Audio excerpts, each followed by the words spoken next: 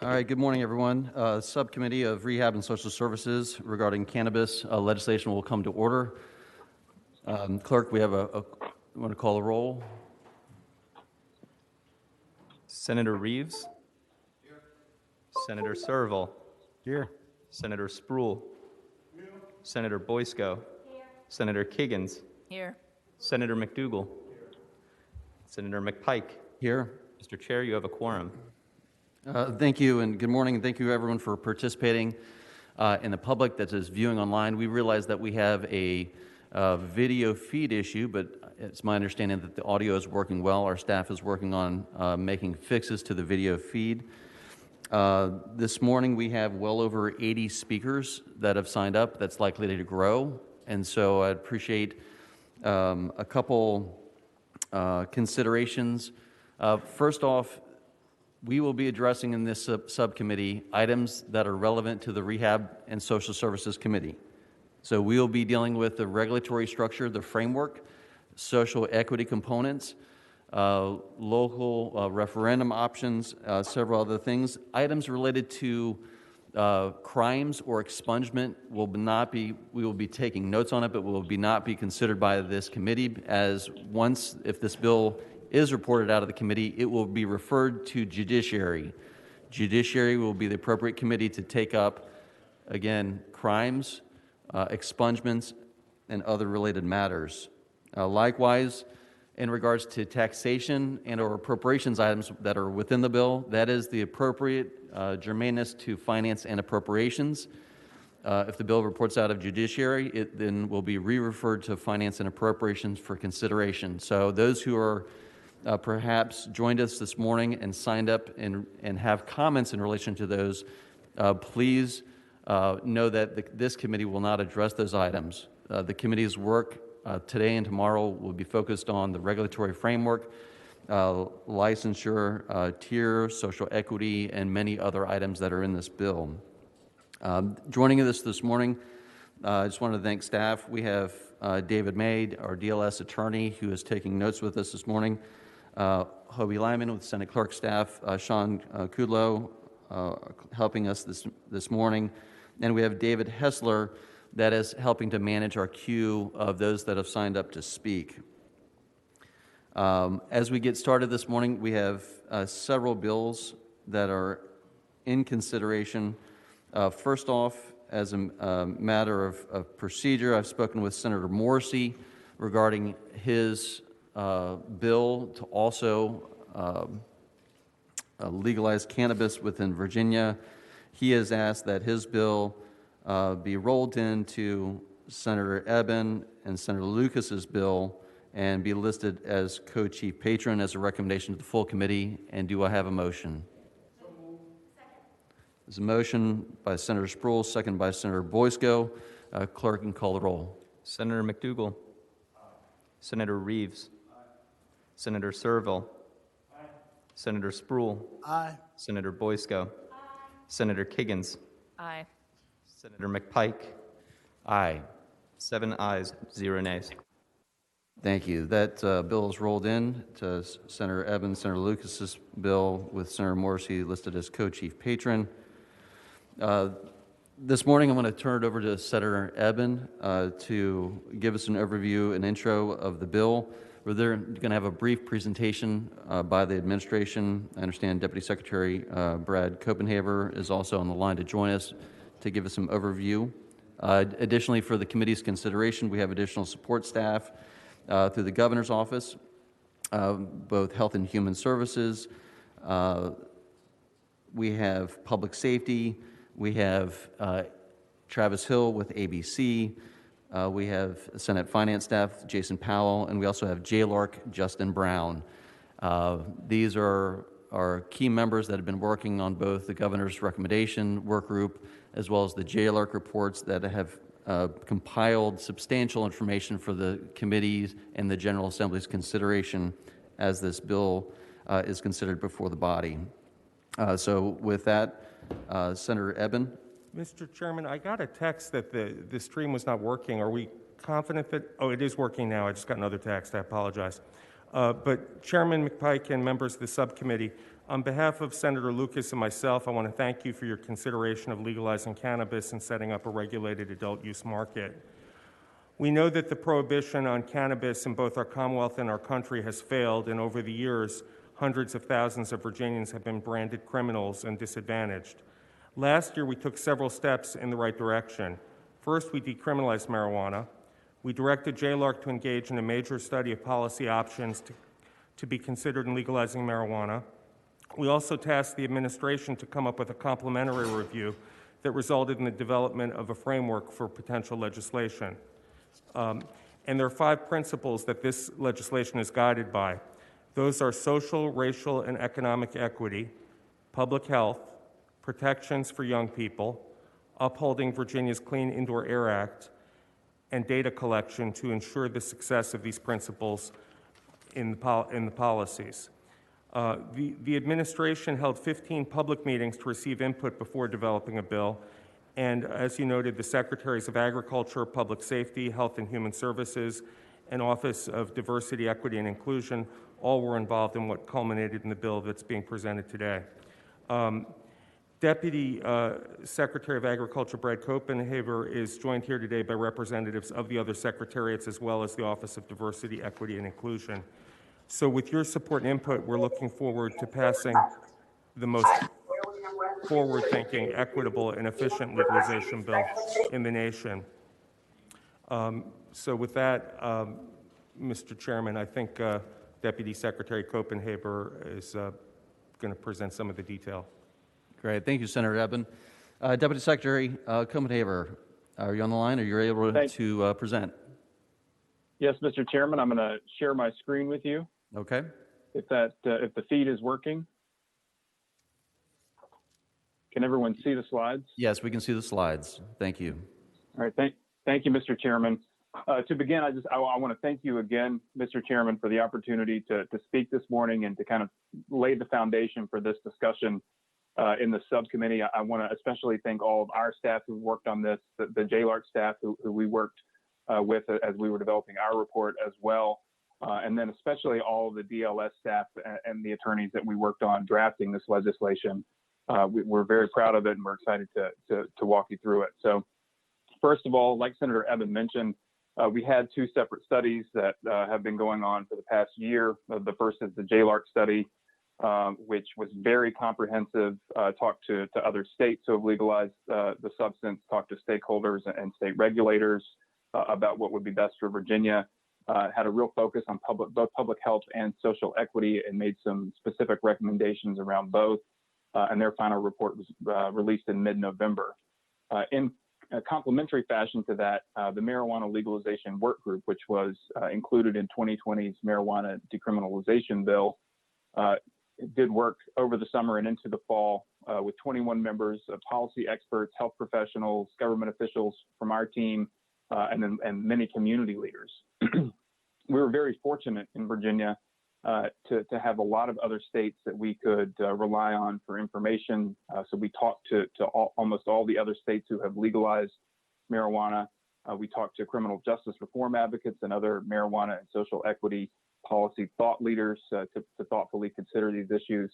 And then we released our final report a couple weeks after the JLARC report came out in late November. So like Senator Eben said, Governor Northam has 5 priorities that kind of guided the development of this legislation.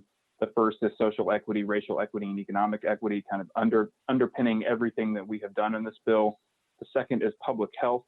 The third are protections for young people. The fourth is upholding Virginia's Indoor Clean Air Act, which, as you know, is very important to Governor Northam as an advocate for that for most of his career. And then finally, data collection, collecting data at the outset to set a baseline so we can really study how our policies are affecting the lives of Virginians. And that's something where Virginia would really be a national leader in doing that preemptively. So to walk you through the big picture, our bill asked ABC to promulgate regulations regarding adult use cannabis through an APA exempt process to speed up the process, still with public input. But by July 1st, 2022, we want to get this moving quickly, but we also want to allow ABC and other technical experts to really be thoughtful about this. The license issuance would begin after those regulations are finalized. So after July 1st, 2022, ABC could start receiving applications and issuing licenses. And then legal sales would then start on January 1st, 2023. And what we heard from other states when we were talking to them is that any state that's going to legalize adult use cannabis should not expect to be able to set up a legal and regulatory framework in less than 18 to 24 months. And they said even if you set a more aggressive timeline, really the expectation is that it's going to take a while to get it right and to set it up in a thoughtful way. So that's the timeline that we're working with. However, and I know the committee is not considering this, but expungement would begin when the bill is enacted on July 1st of this year. We have purchase limits written into the bill of 1 ounce of plant material or an equivalent material as determined by ABC. Personal cultivation is allowed. This puts us in line with almost every other single state or every single other state. We are proposing 4 plants total, 2 mature plants and 2 immature plants per household. We are proposing ABC to have the ability to really study and limit the concentration of retail establishments, and then including a local opt-in for localities for retail establishments. ABC would have the authority to limit the number of licenses. This is important to ensure that we're managing our market properly, both with regards to public health and then also just with regard to market forces. The bill promotes a diverse and competitive industry. We have additional requirements written into the bill for vertically integrated businesses to ensure that we're really ensuring that as many Virginians as would like to enter this industry can, and then the barriers to entry are low. We have provisions in the bill that protect children. We have packaging and labeling requirements to protect children and all consumers. Our tax would be administered at the retail level, a 21% excise tax on top of the state sales tax, and then an additional optional local tax as well. The revenue would then be distributed among several priorities, including early childhood education, public health goals, substance abuse prevention and treatment, and equitable community reinvestment. Speaking of social equity, like I said, this is the keystone of our entire bill. This is underpinning everything that we're doing. We worked very closely with Dr. Janice Underwood in the Office of Diversity, Equity, and Inclusion, and I'm happy that Alacia Black-Hackett from that office has joined us today and can be a part of this conversation. Really, that includes 3 principles. The first is that equitable business participation that I mentioned, giving folks who have been harmed by the prior criminalization of cannabis an opportunity to fully participate in a new industry. The second is criminal record expungement, and the third is the community reinvestment that I mentioned.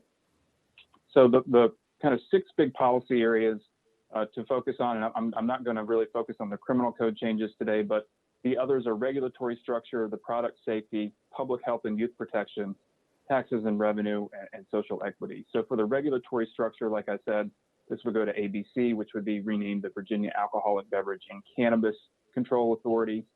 There would be a new cannabis advisory board stood up to counsel the ABC board. We know this is a novel and relatively unique industry, and we need some industry expertise to counsel the ABC board on this.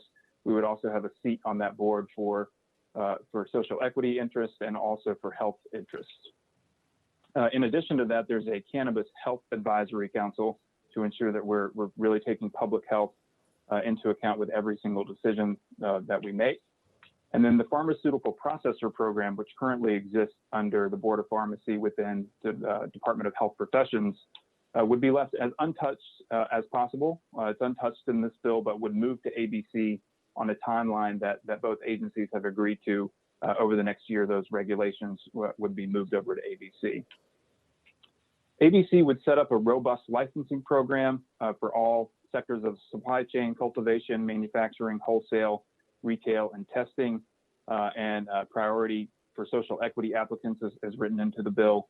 ABC would have the ability to set the number of licenses and the size of cultivation facilities as well. There's also a subcategory for low THC cannabis, which would provide some of our farmers more flexibility than industrial hemp.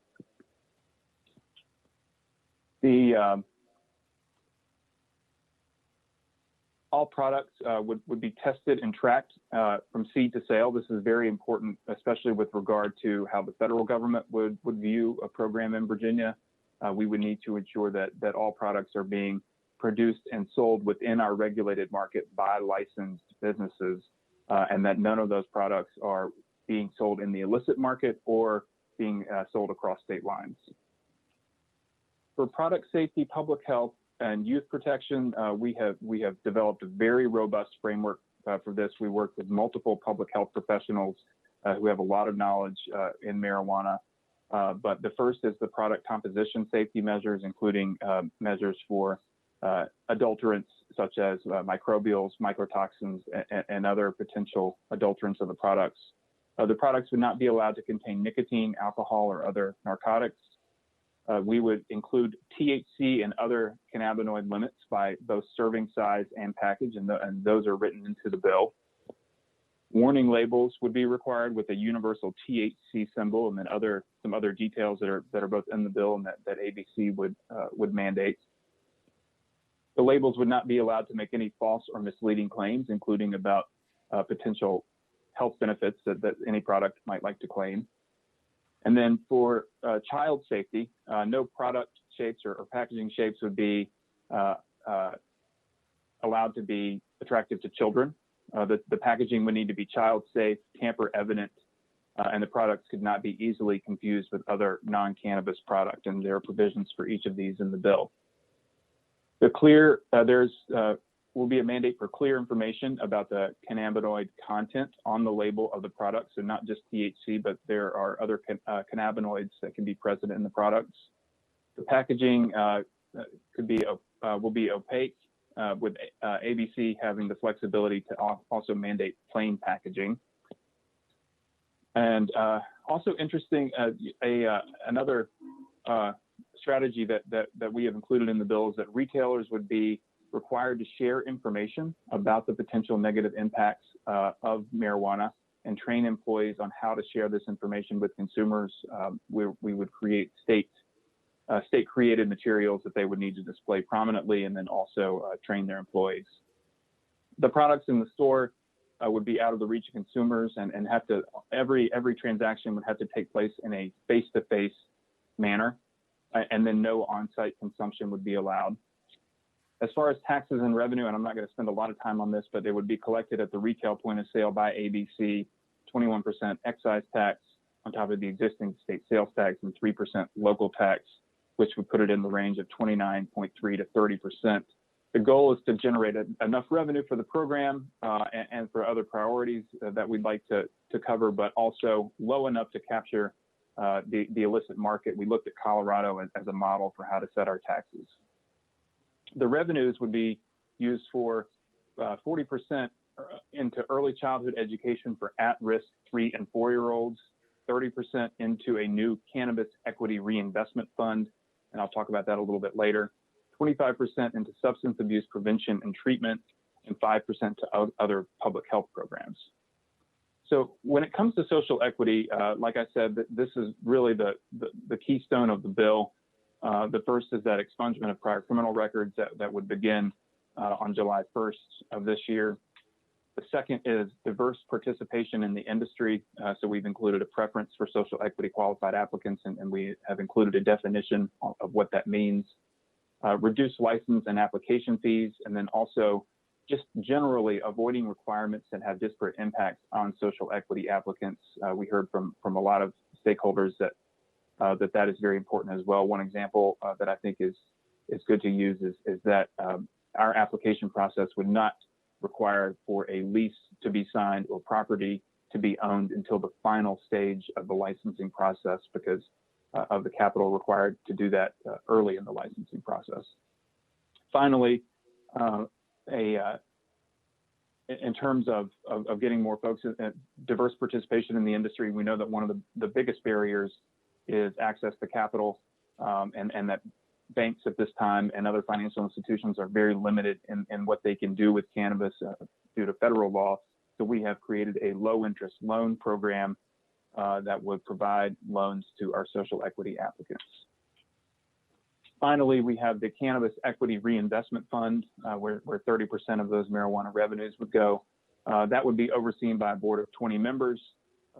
This board would have the authority to direct these monies towards scholarships, for example, grants for workforce development, youth mentoring, job training and placement, and reentry services in impacted communities. The goal here is to really invest money and resources for programs in the communities that have been most disproportionately impacted by over-policing and the criminalization of cannabis.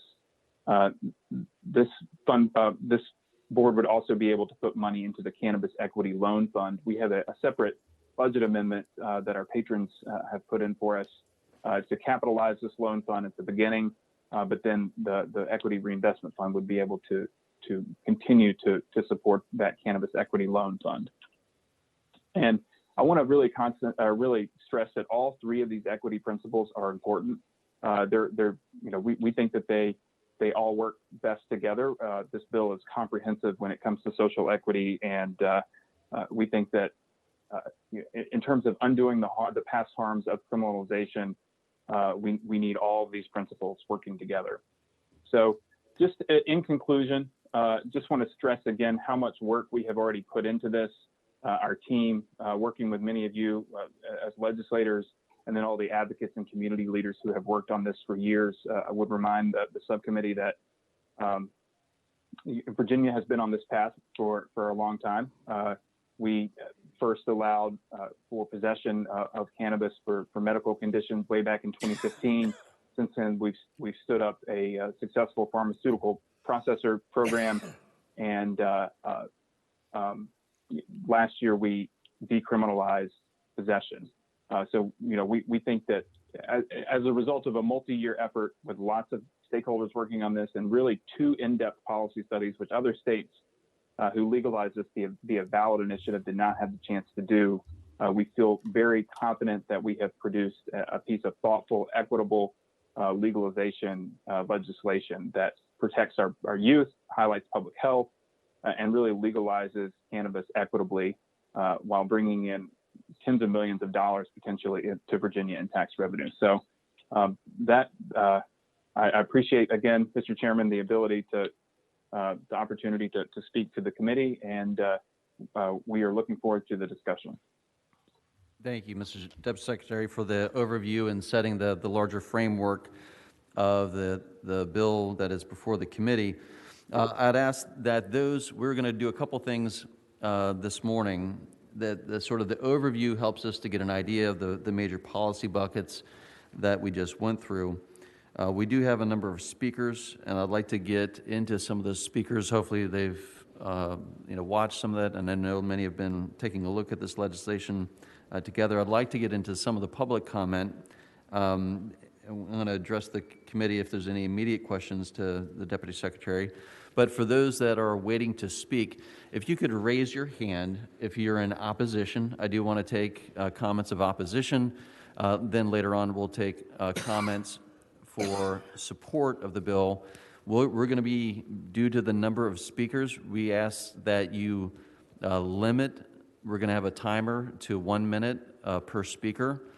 However, with due consideration based on the volume, if someone has already stated something similar that you're going to say, simply stating your name. If you're with an organization, please share that. And also, please try not to repeat areas that are covered just due to the limitation of time. We do want to hear your comments. This is an important part of this process. Once we get through those comments, we're going to do a little bit more of a deep dive today into some of the policy buckets. So with that, I'm going to ask our staff, David Hessler, to help us queue up speakers, and also the clerk to utilize the timer.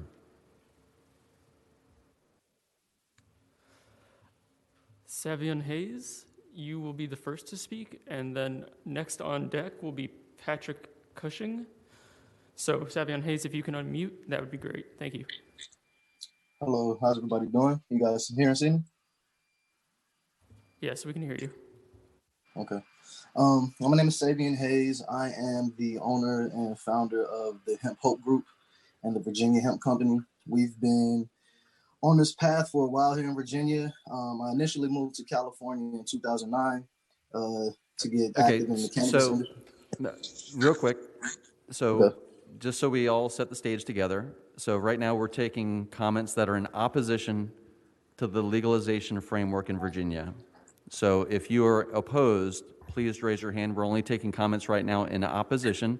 If you're in support, we'll be taking those comments later on. So just to be clear, as you join, please indicate whether you support or oppose. Right now, we're only taking opposition. Okay, I guess I support legalization here in Virginia, but the current way it's written, I guess I'm in opposition of that. That makes sense. Okay, if you would, you've got time. We've reset the clock for you. So if you can, you're in opposition. If you can help the committee to identify why you have some opposition to the bill. Thank you. Okay. So I've been active in cannabis since 2009, and I cultivate currently in California, and I have a license here in Virginia to grow hemp. And currently, the way that the law is extremely too limited to offer incentives for business professionals in this industry to come in Virginia and operate properly, I feel like, as well as it limits the ability for medical cannabis patients and recreational adult users to properly cultivate within their homes. I feel Virginia should be taking a more aggressive and progressive approach on this issue for the fact that we can lead the nation in cannabis legislation. And if we keep taking these baby steps, we've been at this fight for going on 11 years here in Virginia, me personally. And, to keep pushing this thing out further and further and further, I feel like it's just, wasting more time and preventing real strong business opportunities from coming here into Virginia. And right now I have investors that are willing to come into the state, but because of the way that this current legislation is written, they're considering going to states like Michigan and Colorado at the moment. Thank you very much for your comments. Patrick Cushing, you're up. Thank you, Mr. Chairman, members of the subcommittee. My name is Patrick Cushing, and I represent AAA, the auto club, just under 1 million members in Virginia. AAA has a standing position of opposing marijuana legalization due to the impacts associated with drug driving. And Mr. Chairman, I'll keep my comments hopefully constrained to those issues that I think matter to your committee. And I'll stay away from talking about direct appropriations. But despite our opposition, we do have some recommendations for the bill. And I want to commend the administration and the patron for all their work on this. There are definitely some significant protections for public health and safety. But one of the things that we found in the bill is that there's a lack of direct public awareness associated with the dangers of drug driving. For those states that have legalized, many have seen an uptick in traffic fatalities, accidents, and injuries.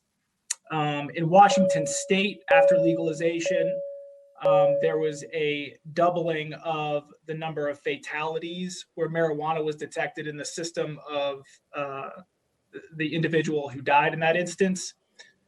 So in looking at this bill, I want to point out really two things that I think this committee or even appropriations or even the courts committee should be looking at. The first is that in advance of legalization of marijuana and the public access and availability, which would take place on January 1, 2023, there is no advance campaign to make the public aware of the dangers of drug driving. So our first recommendation is that your committee consider adding some provisions in this bill that would provide a lead up of public education associated with the dangers of drug driving.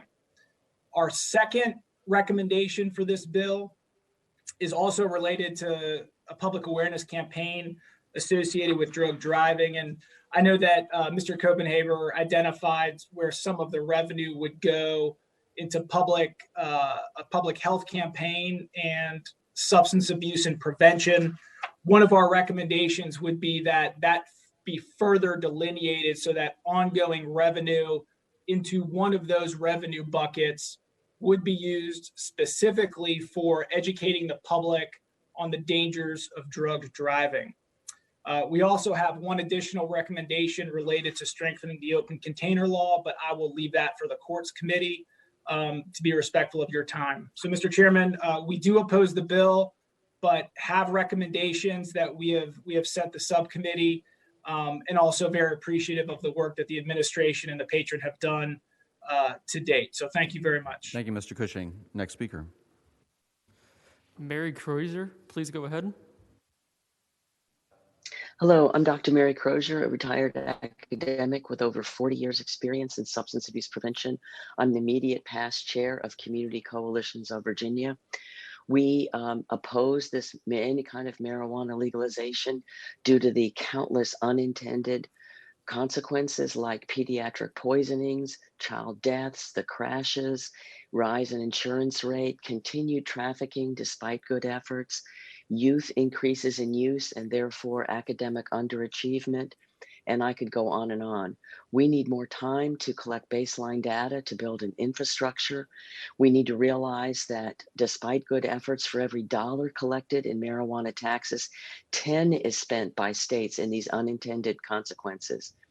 Okay, I understand ABC's involvement, but they haven't exactly proven to be successful in restricting youth alcohol use.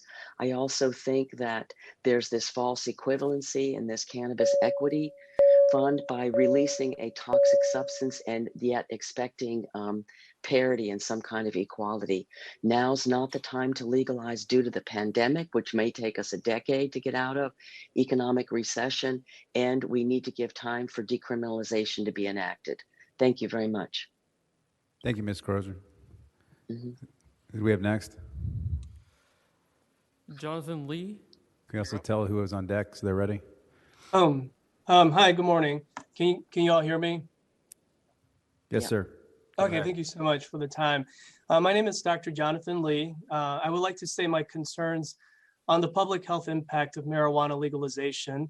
I'm a board certified physician in addiction medicine, internal medicine, and psychiatry. As the medical director of the Farley Center, I take care of patients with substance use disorders and co-occurring disorders. I am serving currently as the immediate past president of the Virginia Society of Addiction Medicine. The American Society of Addiction Medicine, also known as ASAM, warns against cannabis use in youth, adolescents, young adults, persons with a history of mental illness, substance use disorders, as well as persons who are pregnant. ASAM warns about the risk of unintentional overdose of edible cannabis products by children. Driving while impaired, as stated by other peers here, from cannabis is associated with an increased risk in motor vehicle accidents. With the rising potency of marijuana and the use of high THC concentrates, the National Institute on Drug Abuse reports that marijuana exposure during development can cause long-term and potentially permanent adverse changes in the human brain. Thank you, Mr. Lee. Cannabis dependence. Oh, excuse me. We need you to wrap up. Okay, cannabis dependence develops in approximately 10% of regular cannabis users and may be associated with cognitive impairment, poor school or work performance, and psychiatric illnesses such as depression with suicidal ideation and psychosis with paranoia and hallucinations. Therefore, at this time, I do oppose this bill. Thank you. Thank you, Mr. Lee. I want to remind all the speakers that we have 60 seconds, and it's going to take us about 3 hours to get through everybody if we give everybody 60 seconds. So, next speaker, please. Eric Spencer, please go ahead. Philip Boykin, you're on deck. Thank you, Chairman and members of the subcommittee. I'm going to keep it simple. First, I'm a returning citizen, having served over 13 years as a first-time nonviolent felony offender in the federal system. And I only take issue with one portion of this bill and the other bill, which is Bill 1243. And my issue with this bill is the definition of moral turpitude. And how does that affect men and women formerly incarcerated? Are they going to get an opportunity to really partake in this cannabis rush, regardless of whether they've had a marijuana conviction, a crack cocaine conviction, a cocaine eviction? We have to realize that the war on drugs encapsulated a whole community.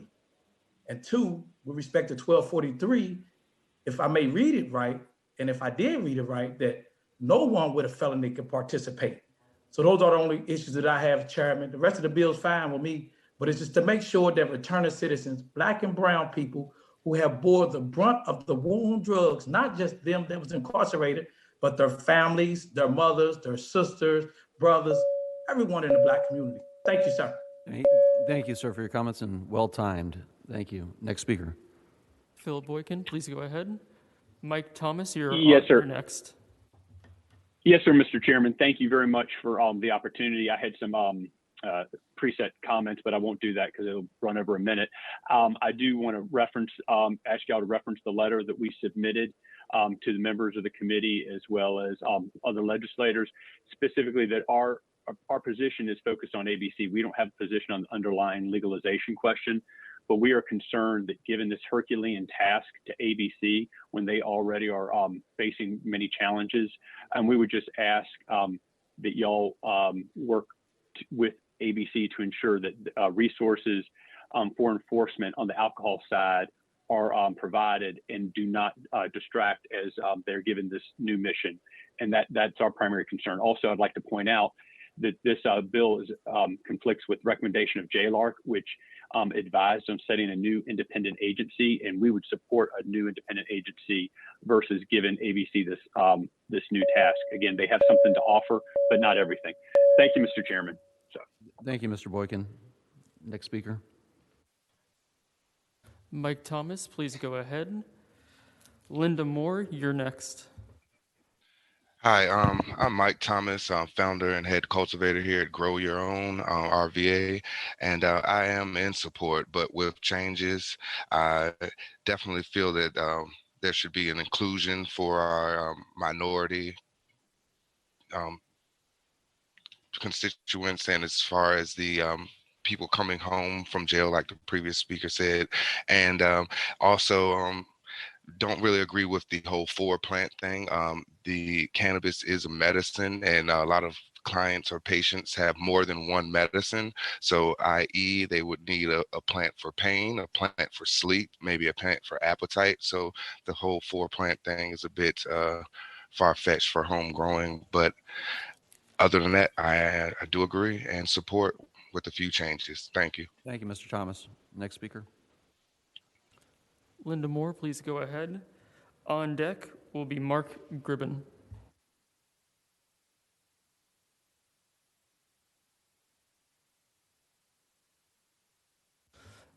Linda Moore, you can go ahead and speak. Unmute. Sorry, I had to unmute. Can you hear me? Yes, we can. My son's story is just an example of the many stories with the adverse outcomes that are a result of one smoking and using marijuana. Most stories coming from states that have legalized marijuana. At 21 years old, my son's first episode of pot-induced psychosis happened December 2019. He was found running against traffic on Chippenham Parkway. He admitted to, and lab work confirmed, he had smoked marijuana just prior to this event.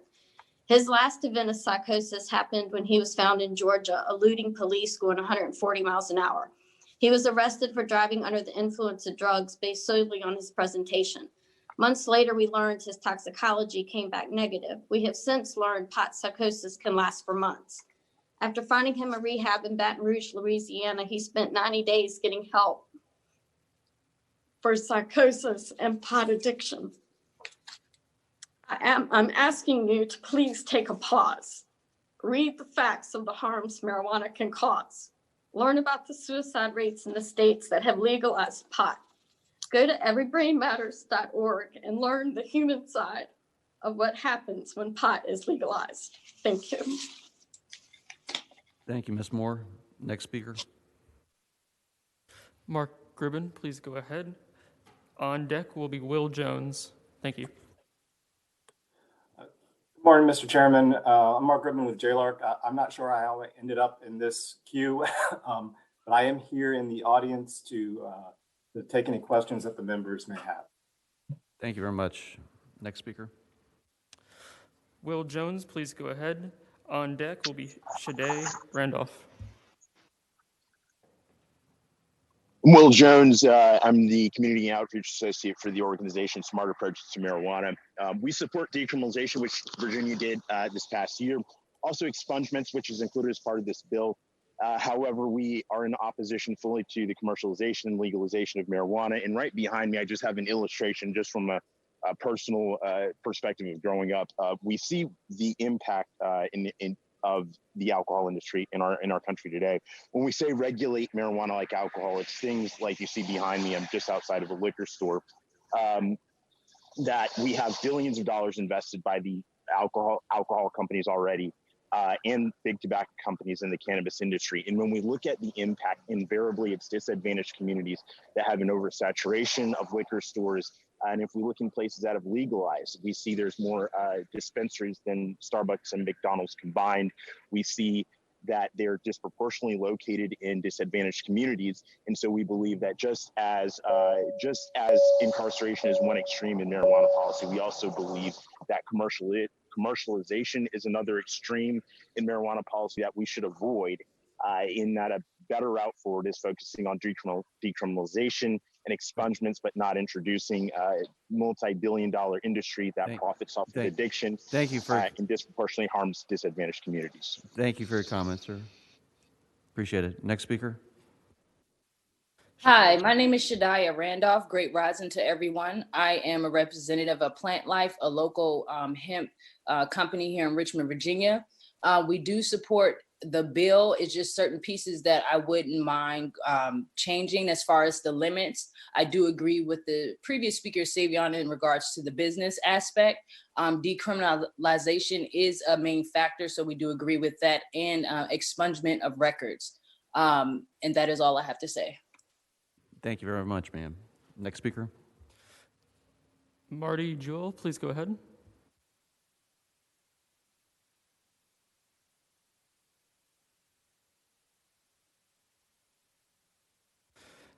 Marty Jewell, please unmute and you can go ahead and speak.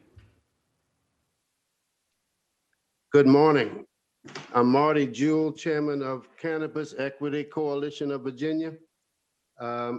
We support the overall concept of legalization, but we would prefer and recommend that an independent regulatory agency be set up, and that that there is an inclusion of anti-monopoly provisions put into the bill. You've got anybody from returning citizens to low-income farmers and everybody else trying to get in where they can fit in, sadly competing with some of the biggest money in the world. Thank you very much for your comments. Next speaker. Michael Wilson, please go ahead. Good morning, Mike Wilson with United Food and Commercial Workers, Local 400. Thanks for hearing comments this morning.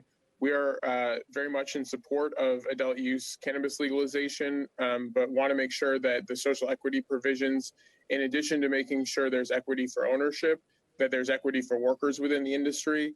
We represent about 10,000 people in Virginia currently in the retail and production industries.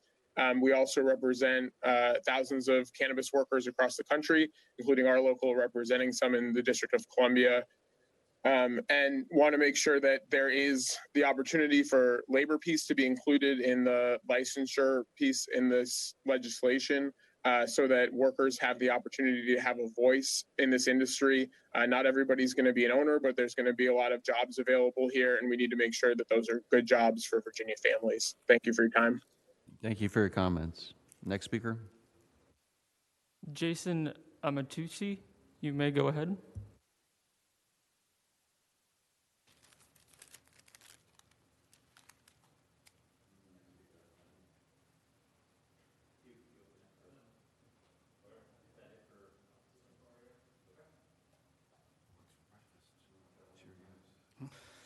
Jason Amatucci, please unmute and go ahead.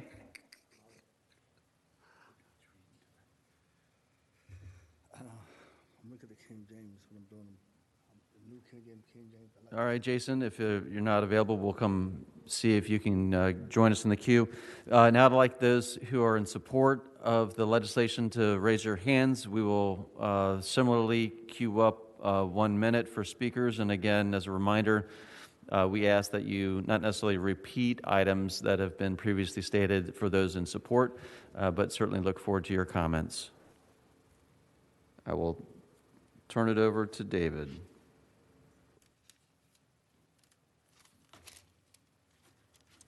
Sherry Robinson, please go ahead. Yes, good morning, Chairman and members of the committee. I just want to quickly say that I am totally in support of what you're doing here, and I commend the Virginia General Assembly for moving forward in this matter. As far as the social equity piece of it, the collateral consequences of criminal arrests and convictions has been a major problem in Virginia for many, many decades. And many lives, especially people of color, have been ruined due to the uneven application of justice in this area. So in moving forward, I think that it is very commendable. This is going to diversify the economy. It's going to help a lot of people, and I totally support the bill. As with anything, when the lottery first came online in Virginia, when pari-mutuel betting first came to Virginia, when the casino gaming or any kind of gaming, all was pushed back initially, but it's has worked out in the end. So I thank you and I support this bill. That's it. Thank you very much, Ms. Robinson. Next speaker.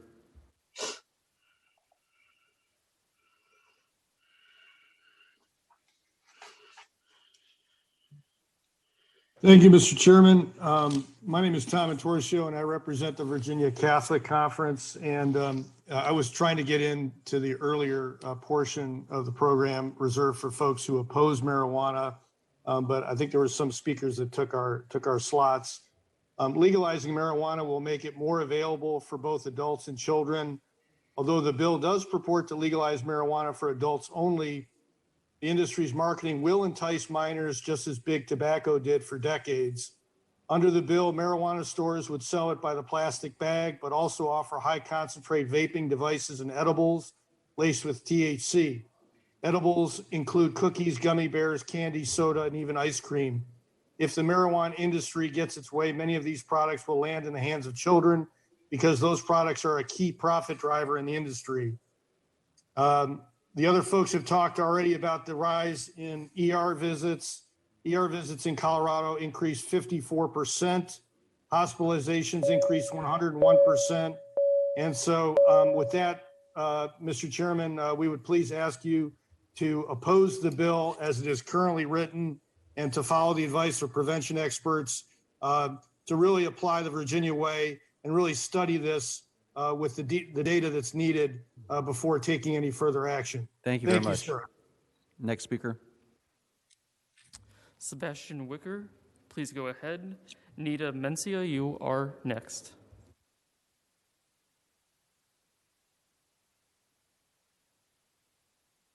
Hello, this is Nita Mencia, and I am a farmer as well as working in several other capacities. And I would like to share with you that for Black farmers since 1914, there were 1 million Black farmers. In 1992, there were less than 18,000 Black farmers.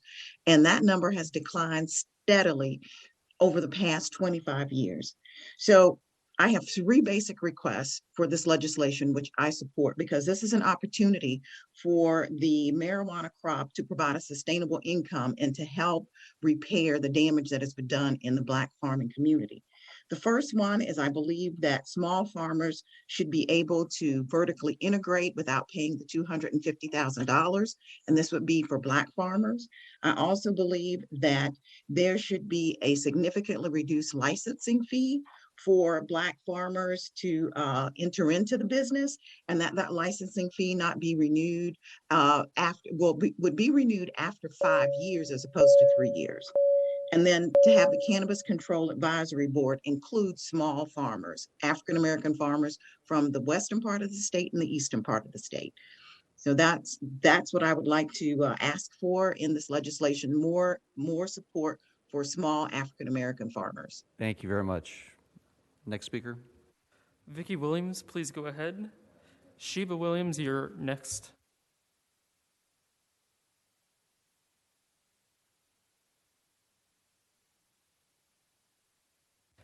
Vicky Williams, please unmute.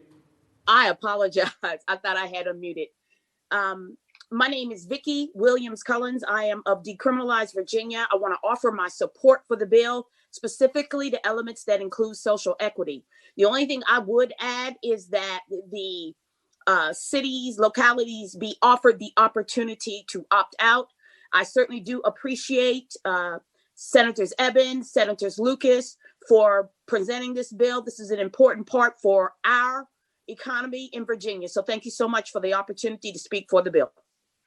Thank you, ma'am, for your comments. Next speaker. Sheba Williams, Yes, please. good morning. Here. Good morning. My name is Sheba Williams. I am the Executive Director of No Left Turns in Richmond, Virginia. I am in support of the bill, would recommend improvements for opting out as well. And in the name of the governor, speaking to social equity and protecting youth, I recommend that we do not commit new crimes and add a $250 fine for 18 to 20-year-olds, instead giving education opportunities for youth who are indulging in the use of cannabis. Thank you for your time. Thank you, Ms. Williams. Next speaker. Dylan Bishop, would you please go ahead? Mr. Chairman, members of this distinguished body, it's a pleasure to be with you this morning. My name is Dylan Bishop. I have the honor of representing the Cannabis Business Association of Virginia. We appreciate the administration and the sponsors for their diligent work on this matter. We generally are in support of expanding access to care and increasing commercial opportunities for small and medium-sized Virginia businesses in the Virginia regulated cannabis market. However, we have asked Senator Eben to consider a friendly amendment having to do with the regulatory framework. This amendment would make the sale of surplus oils from registered Virginia industrial hemp processors to a licensed Virginia pharmaceutical processor more efficient. VDAX was gracious enough to help us formulate our language within the parameters of the administration's proposed framework. So I appreciate their help in helping us kind of match our language up with the administration's proposal. Specifically, the amendment would exclude hemp-derived oils that are sold by a regulated industrial hemp processor to a licensed pharmaceutical processor pursuant to 54.1-3442.6 from the definition of marijuana. This would simply make the interstate sale from industrial hemp processors to pharmaceutical processors more efficient, and Cannabis VA would appreciate if you would consider amending this legislation to include the attached language. Thank you, sir. Thank you, Mr. Bishop. Next speaker. Jen Pedini, please go ahead. Amanda Silcox, you will be next. Good morning, Mr. Chair, members of the committee. Jen Michelle Pedini. I'm the Development Director for the National Organization for the Reform of Marijuana Laws and the Executive Director of the state chapter of Virginia NORML. I served on the Virginia Marijuana Legalization Work Group and was a co-chair of the Legal and Regulatory Subcommittee. It's our pleasure to support the legislation. We would offer that currently the legislation does lack employment and parental rights protections for those who are either participating in the industry or are consuming or cultivating responsibly. And as the new regulatory agency absorbs the medical program, it would be appropriate to include an advisory board that is specific to medical cannabis. Thank you. Thank you very much for your comments. Next speaker. Amanda Silcox, please go ahead. Mariah Williams, you will be up next. Good morning. I'm Amanda Silcox, Legislative Coordinator for Rise for Youth. We support the legalization of marijuana because of the disastrous effect of the war on drugs on communities of color. We thank the committee for the work done to create different packaging, et cetera, to prevent youth use, but we absolutely do not want new crimes for youth. We already know that new crimes for youth will disproportionately impact Black and brown kids. We want youth to be considered children in need of services and not delinquents. Thank you. Thank you very much for your comments. Next speaker. Mariah Williams, everyone. Nagise, good morning. You will be next. Thank you. Good morning. My name is Mariah Williams, and I serve as the Director of Policy and Research at Housing Opportunities Made Equal of Virginia. Thank you, Mr. Chairman and committee members, for the opportunity to speak this morning. While we support this legislation, we believe that there are opportunities to enhance the Cannabis Reinvestment Fund directly to invest in housing. This fund serves as an opportunity for the Commonwealth to really invest in restorative and reparative housing efforts, especially in communities of color. As was previously mentioned, we know all too well that Black and Brown communities have been unjustly targeted by Virginia's war on drugs. That the mere smell of marijuana has often prompted lethal and deadly encounters with law enforcement. We also know the connection between these laws and housing disparities that impact communities of colors. And for that, if the social, racial, and economic equity are to be key tenets of this legislation, then housing to ensuring that reinvestment is put into Black and Brown communities, and specifically ones that tackle the immense wealth gap that we know is related to disparities in home ownership. Thank you. And that we know are directly related to the policies that have been implemented that disproportionately impact our communities. Thank you. Thank you, Ms. Williams. Next speaker. Good morning, Senators. My name is Nigista Bebi, and I am the Director of Public Policy at Columbia Care. I served on the governor's work group last year, in addition to other roles that I hold within the industry, including as a member of the National Task Force on DEI with the Cannabis Trade Federation. I am here to speak on behalf of the Virginia Medical Cannabis Coalition. We support this bill if we can have an amendment that ensures the success of the medical program continues alongside the success of the equity priorities in the adult use program. We have proposed an amendment that includes a co-located facility license that allows pharmaceutical processors to participate in adult use, ensuring cost-effective products remain available to patients, and also ensuring that specialized products like nasal sprays to address epileptic seizures continue to be available to pediatric patients and the caregivers who are administering these treatments. Our proposals support social equity goals. There is a fee paid into the revolving loan fund to subsidize the social equity application process, a DEI plan, and a requirement that the future ABCC certify that patient supply would be uninterrupted. And unlike every other state that has legalized cannabis, our proposal does not include early access to adult use sales. However, if the medical program is not allowed to co-locate adult use sales, it will be unable to compete with the price points that an adult use program able to manufacture at scale. And ultimately, patients will be given a disservice because it is critical that they are able to participate in a program under the supervision of their primary care provider and a pharmacist inside of our dispensing locations. Thank you, As we push forward towards legalization, please ensure that the medical program can continue to thrive and that we're addressing health equity as well as these other equity issues. Thank you. Thank you very much. Next speaker. Savion Hayes, please go ahead. Matt Simon, you will be next. Was it, did you call my name? Savion Hayes? Yes, Savion Hayes, please go ahead. Yeah, I believe he's already spoken today. So next speaker. Yeah, but I wanted. Good morning. My name is Matt Simon. I'm Senior Legislative Analyst at the Marijuana Policy Project. We're a national nonprofit based in DC focused on cannabis policy reforms. And I have submitted detailed written testimony that identifies several concerns and areas where we think the bill can be improved. But we do strongly support the goals of this bill. There are a few issues, I'll just mention a few quickly, that could undermine the social equity programs. One is requiring that applicants have property before they get an application. That's very expensive to maintain property when you apply for a license that you may not get. We agree that medical cannabis businesses should be included in a way that does not undermine social equity goals. And certainly the goal of transitioning into a regulated market would be better served by having a opt-out policy as opposed to an opt-in policy. So I hope you have a chance to review our written testimony. Thank you. Thank you very much. Next speaker. Jason Amatucci, please go ahead. Next will be Valerie Slater.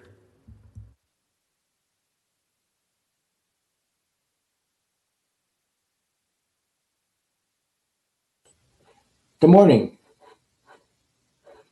Good morning. Go ahead. Yes, hi. My name is Jason Amatucci. I'm president of the Virginia Hemp Coalition. So the largest dark cloud over the Virginia hemp industry is the criminalization and prohibition of cannabis sativa in the Commonwealth.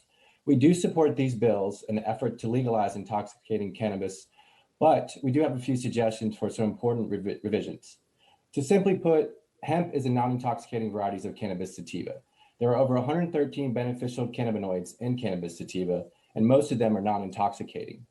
We feel that the Virginia Department of Agriculture and Consumer Services should be the sole regulators of this new industry. Cannabis sativa is a horticultural crop. If not VDACs, then a separate intoxicating cannabis department and board should be created. We do not feel that the ABC should be overseeing cannabis or having really anything to do with it. Another important revision would be home grow. That must be included in the bill, but 2 plants is just way too low. 1, it takes many months to grow cannabis and many things can go wrong. And 2, people that are growing their own medicine, 2 plants would not be enough for these needs. A better number would be 12 mature and 12 immature plants and a limited number of seedlings. Thank you. And regarding the low THC subcategory, which does affect our industry, this would be okay, but we do have to make sure it's not trying to interfere with the free market hemp industry with over-regulation and over-taxation. So thank you and good luck for your work in righting the wrongs here of cannabis prohibition in Virginia. Thank you, Mr. Amatucci. Next speaker. Good morning. I would like to thank the committee for all of the work that you have done to move towards legalizing marijuana. I'm Valerie Slater, and I'm the executive director of Rise for Youth. And we are in support of legislation to legalize marijuana. But again, I would just like to caution that we are careful in the way that we treat children as related to marijuana. In 2020, there were 2,015 intake complaints against children for marijuana. And in 2019, there were 1,625 youth arrested for marijuana. So it's already happening. We need to be sure that when we legalize marijuana, that we do it in such a way that children are recognized as in need of services. And I mean, when a child is using substances that are mood altering, we need to recognize that there's something going on with that child that we need to be focusing on, and it should not be to criminalize that child. Recognize their needs and meet them. And that is why we strongly ask that child in need of services would be the first line of reaction to children who use marijuana. Thank you. Thank you for your comments. Next speaker. Paula Judge, please go ahead. Paul McLean, you will be next. Good morning. I'm Paul Judge. I'm the founder and owner of TheraTrue, which is a Black-owned cannabis company with 2 divisions. One is a medical cannabis division, which is applied to operate a pharmaceutical processor in Virginia. The second is adult use division, prepared to bring safe and controlled product as a vertically integrated licensee. The proposed social equity program is a great start. But to ensure that there are qualified Black applicants, there are 2 changes that we propose that will help. One is there is a residency requirement that should be edited. When I brought TheraTrue to Virginia, there were 10 Black Virginians that joined us as partners. So Virginians are absolutely included. However, for Blacks to be successful in this industry, we must collaborate with our peers across state lines. This is what has allowed TheraTrue to build a world-class team that is well funded to build out the $15 to $30 million investment to do a vertical operation. The second suggestion is we propose that you consider additional criteria for the definition of social equity applicant. Right now, there's a challenge around requiring a criminal arrest or criminal conviction. We believe that additional criteria could be people that have attended a HBCU or companies that have the majority of their profits go to people that have been over-policed, racial, ethnic groups. With these changes, it is our hope that Virginia can avoid some of the complications and challenges in states like Illinois, where similar standards have resulted in awarding 0 social equity licenses to Black applicants. With that, I thank you for your time this morning. Thank you, Mr. Judge. Next speaker. Paul McLean, please go ahead. Alex Thank Weiner, you will be up next. Good morning. My name is Paul McLean, and I'm founder of the Virginia Minority Cannabis Coalition. We support this bill. However, there are a couple of things that we would like to see enhanced a bit. Simply, the main thing is opting in, simply because it suppresses social equity. It creates oasis markets across the state, which suppresses the consumer market, which in turn suppresses the opportunity for people of color that are fortunate enough to capitalize on this social equity opportunity to be able to have a strong business, simply because all the business would be concentrated in a tiny market. We are in favor of this bill. However, we would like to see those changes. Thank you very much. Next speaker. Alex Wanner, please go ahead. Jesse Frierson, you will be next. Hello, thank you. I just wanted to say that I have no affiliation with any organization, just your average everyday citizen. Just wanted to hop on and say that, you know, I am in full support of this bill. As somebody who has personally been affected by marijuana laws in Virginia, I can tell you that it is a long process of trying to overcome the challenges of having a marijuana conviction. And I was prepared more to speak to that element today, but since we're not discussing it, I still just wanted to jump on and say that I definitely am in support of this, and that, you know, just look at the 21st Amendment of the U.S. Constitution, nothing to do with this, but it's just proof that it's okay for the government to say, hey, we messed up, we need to fix it. And to quote Martin Luther King, it is always right to do what is right. Thank you. Thank you very much. Next speaker. Jesse Frierson, please go ahead. And there are no more current speakers signed up to talk in support of the bill.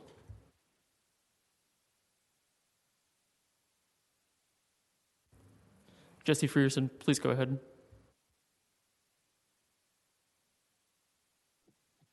With Cannabis Equity Coalition of Virginia, and while we support the bill overall, there are specific details that we have concerns about, great concerns. I will only speak to one. There was a great concern about how the tax revenues are allocated. Cannabis Equity Coalition of Virginia advocates strongly that 70% of the tax revenues coming into the Commonwealth of Virginia are to be used to help repair the damage to the Black communities across the Commonwealth. Our website is cecva.org. Again, cecva.org. Thank you very much. Thank you very much. Now, I know we have roughly 60 more attendees also on the call that may not have signed up as of yet. If you wish to speak, please raise your hand. As an attendee, please raise your hand. I want to make sure that, and I appreciate the committee's patience, but I know there's lots of interest in this, and so we do want to make sure that those who wish to comment have an opportunity to do so as we deliberate this legislation. And so I'll pass it back to David to let people in the room, if they've raised their hand, that may be attendees. Brian Brown, please go ahead. Sherry Blunt, you will be next.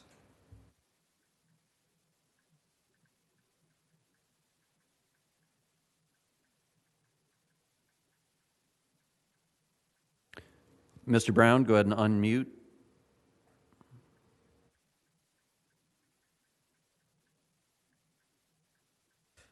All right, we'll move on to the next speaker. Sherry Blunt, please go ahead. Billy Brown, you will be in next. Good morning. My name is Sherry Blunt, and I am speaking on behalf of Blunts and More, the principals of are all African-American women who are cannabis entrepreneurs, and we have applied for the pharmaceutical processor license in Health Services Area 1. I'm here this morning to support the amendments that will include medical cannabis operators in the adult use market. It is actually vital that the medical market continue to exist for patients who are in need of cannabis. And without co-location, the medical market will be irreparably injured and unable to compete with adult use products that will be made at scale. I know personally that co-location can be done in ways to support social equity goals, and I support the proposed amendments that require a processor, pharmaceutical processor, to pay the fees that will support the revolving fund. It is just absolutely imperative that those of us who are in, that will be in the medical area get to participate in the adult use market as well. The bill already has good provisions for social equity, and we enthusiastically support allowing the medical processor licensees to participate in the adult use market. Thank you. Thank you, Ms. Blount. Next speaker. Billy Brown, please go ahead. Joe Tramuel, you will be up next.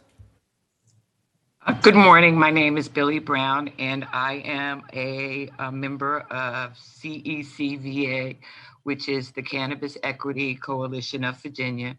And we do support the bill, but we would like to see a few changes, mainly that it be an independent agency that oversees and regulates the industry, and also that there be the Cannabis Reinvestment Board be made up and representative of people from maybe the HBCUs and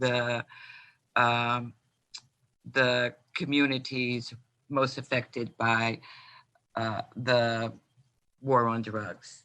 Thank you. Thank you, Ms. Brown. Next speaker. Hello, my name is Joy Tremuel, and I am a private citizen born and raised and educated in Newport News, Virginia. And as a mental health professional, I have seen the positive effects that it has had on my clients, even those with severe genetic diagnoses, including schizophrenia and schizoaffective. I will only ask that those who are having their records expunged be able to have opportunities to get those positions and those job placements at the local dispensaries once they are able to operate up and running. Thank you. Thank you very much for your comments. Next speaker. Kalia Harris, please go ahead. And Kalia Harris will be the last speaker we have signed up at the moment. Hey y'all, my name is Kalia Harris. I'm the co-executive director of Virginia Student Power Network. We work with students on college campuses all over the state. And this legislation is really important to us. We support it, but we think that y'all should think about social equity and thinking about the young folks who are most affected by being arrested for cannabis and these marijuana convictions. These are also the same folks that are extremely interested in being in the business. So as we're thinking about who is able to have licenses, who's able to legally be in the market, let's make sure that we are including the youth and making sure that social equity is actually real in this bill. Thank you. Thank you very much for your comments. I wanted to open up for one last chance if there are members that have joined us as attendees and have not yet spoken and wish to speak, please raise your hand. This is sort of going through our last call of opportunity. I see one more hand. Ellie Tucker, please go ahead.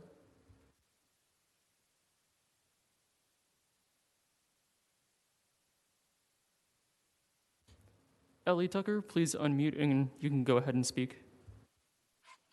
Yes, hello. I'm a private citizen from Charlottesville, Virginia, and I would like to commend and encourage you to vote yes for the Senate Bill 1243 or Senate Bill 1406. I have gotten great relief as a medical patient, and I know for a fact that there are several people out there that could benefit from the use of marijuana. I'm not saying that everybody has to, but there's a lot of benefit.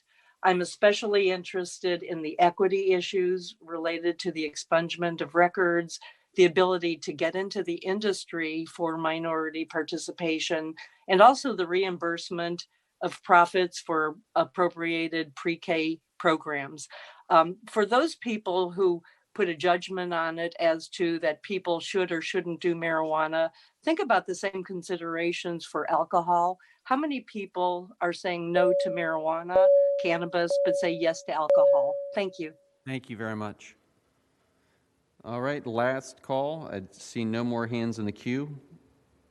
So we're going to close a period of public comment. I think this was hopefully very informative to the subcommittee members. I appreciate everyone joining in this morning to go through your thoughts and feedback. This is an important part of our process. I know I took down about a full page worth of notes based on the comments provided. I know other subcommittee members did as well.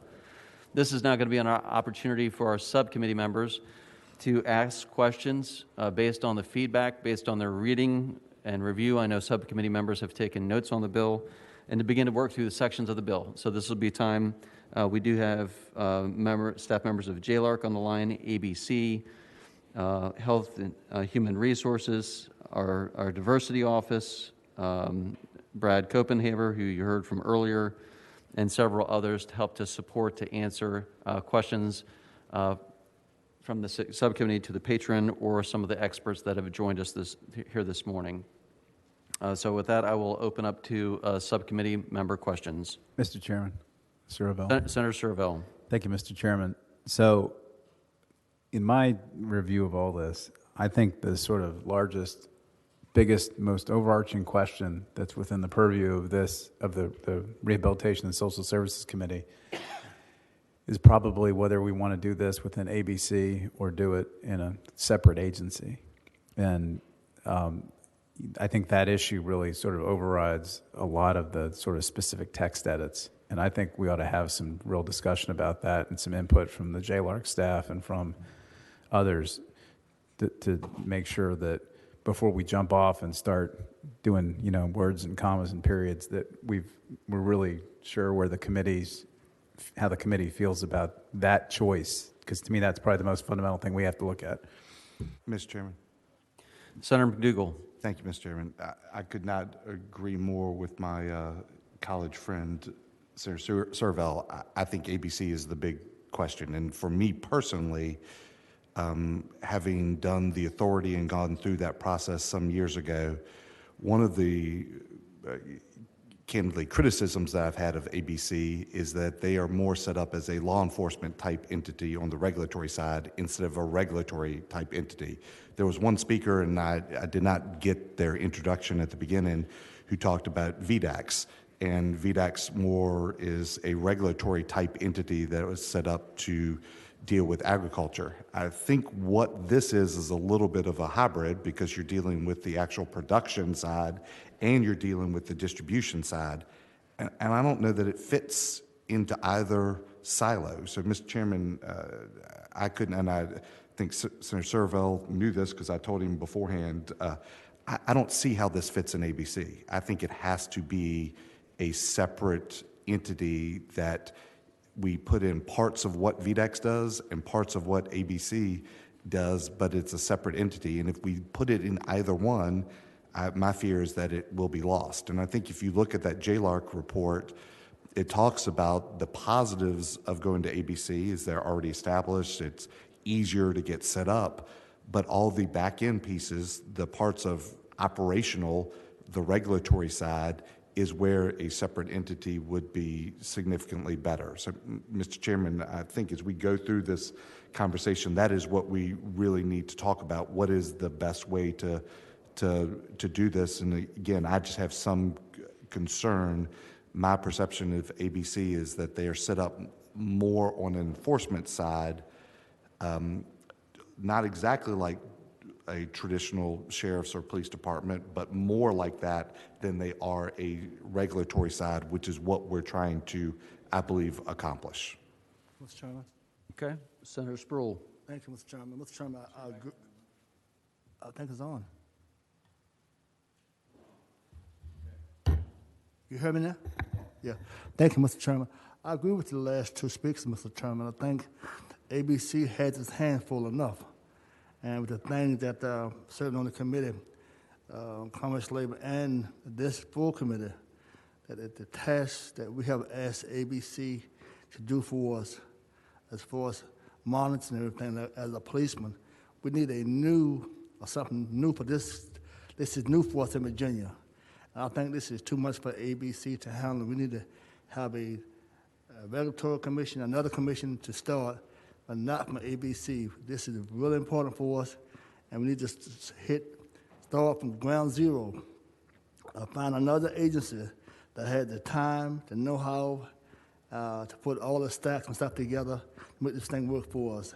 This is not a job for ABC. Thank you. Thank you, Senator Sproul. So with that, I'm going to ask our Deputy Secretary, Brad Copenhaver, to speak to it. I know there's lots of consideration in this regards. In fact, I know JLARC is also on the line. They also had ABC as a policy option and due consideration based on the structure and would certainly appreciate the Deputy Secretary's comments in terms of the thinking of the bill structure and placing it in ABC. And I know we also have Travis Hill also on the line from ABC. So, Deputy Secretary, would you help us and maybe on the thinking and structuring within ABC?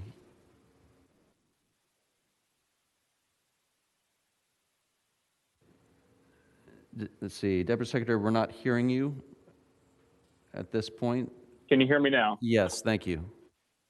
Sorry. Thank you again, Mr. Chairman, for the opportunity to speak on this, and thank you to all the members who have raised this question. This is something that we spent a long time thinking about. This is something that we spent a long time in our work group discussing. This is and Travis Hill and Commissioner Branaugh from BDAX were both on that work group. I know this is something that JLARC spent a long time thinking about. The governor recognizes that in order to stand up any new cannabis regulatory structure, Virginia would need to fully dedicate the resources of the Commonwealth to get that stood up. And so our intention is to have ABC be the primary regulator, and that the governor included a Treasury line item of credit within his proposed introduced budget to provide for all of the resources that ABC could possibly need to hire staff and to set up this new program in a way that's very thoughtful. In terms of why we chose ABC, first of all, ABC is the only state agency in the Commonwealth that has the experience of regulating a product that is as controlled and also a product that was formerly totally prohibited. So we know that we can gain a lot of efficiencies and a lot of knowledge working with ABC in setting up this new program. We know that we could do it more quickly with ABC, that they have the resources to kind of hit the ground running and the expertise, and we could gain a lot of efficiencies there. But we have a lot of trust in ABC, especially since they became an authority. I think ABC, has a great relationship with the regulated community that it currently serves, and we know that they would bring that same expertise to a potential adult use cannabis industry. But like I said, we have the governor and all of us have complete confidence in ABC. But we are very interested in continuing in having this discussion with you all, talking about the challenges and opportunities that this creates, and I'm really thankful to have the whole team from ABC and also some JLARC staff on the call as well. Thank you, Deputy Secretary. I'd ask our either Justin Brown or Mark from JLARC to also jump on with this. I know the JLARC recommendation 35 and chapter 11 of the report also identified the policy options, and I believe, if JLARC can comment on it, that one of those recommendations was, in fact, granting the regulatory authority to Virginia's ABC authority. So, Mark, can you join us and comment to that section? Yes, Mr. Chairman. It's true. It's the way that was structured is a little strange. We have a recommendation to either do ABC or to create a new agency. So we did not weigh in on one of those being a preferred option over another. As Senator McDougall had pointed out a minute ago, we do weigh the different pros and cons of those options. So the major pros for ABC are that you have an existing agency that has done this before with alcohol, and that they would more likely be able to do this a little quicker. There's less of a risk of an unexpected delay happening because the agency is there, the functions are there. Your implementation costs will probably be a little lower. Your operating costs will probably be a little lower. So those are the main advantages that we saw there. A new agency, in contrast, could have some advantages in that, unlike ABC, which would be taking on a third mission in addition to alcohol regulation and alcohol sales, a new agency would just be focused on cannabis regulation. That could allow it to put more focus on some special initiatives such as social equity. Again, we're not saying that ABC could not do that and could not do a good job of it. It's just that in a larger agency, that would be a smaller piece of that agency. So there is a potential that a new agency could do a little better there. Again, not saying that ABC could. Yeah, thank you, Mr. The Gribbin. other part is in terms of the flex, it gives you a little more flexibility on the governance structure. So ABC, as you know, is an authority, and there's been some changes made to its reporting structure. So if you wanted a new agency to be firmly under the governor with a direct reporting line, you could put it in a new agency, or if you want that new agency to be completely separate, you could make it a completely separate entity. Creating a new agency would give you more flexibility there. If you put it ABC, you have to be accepting of the reporting structure that ABC has in place. And then the last part was the flexibility on enforcement.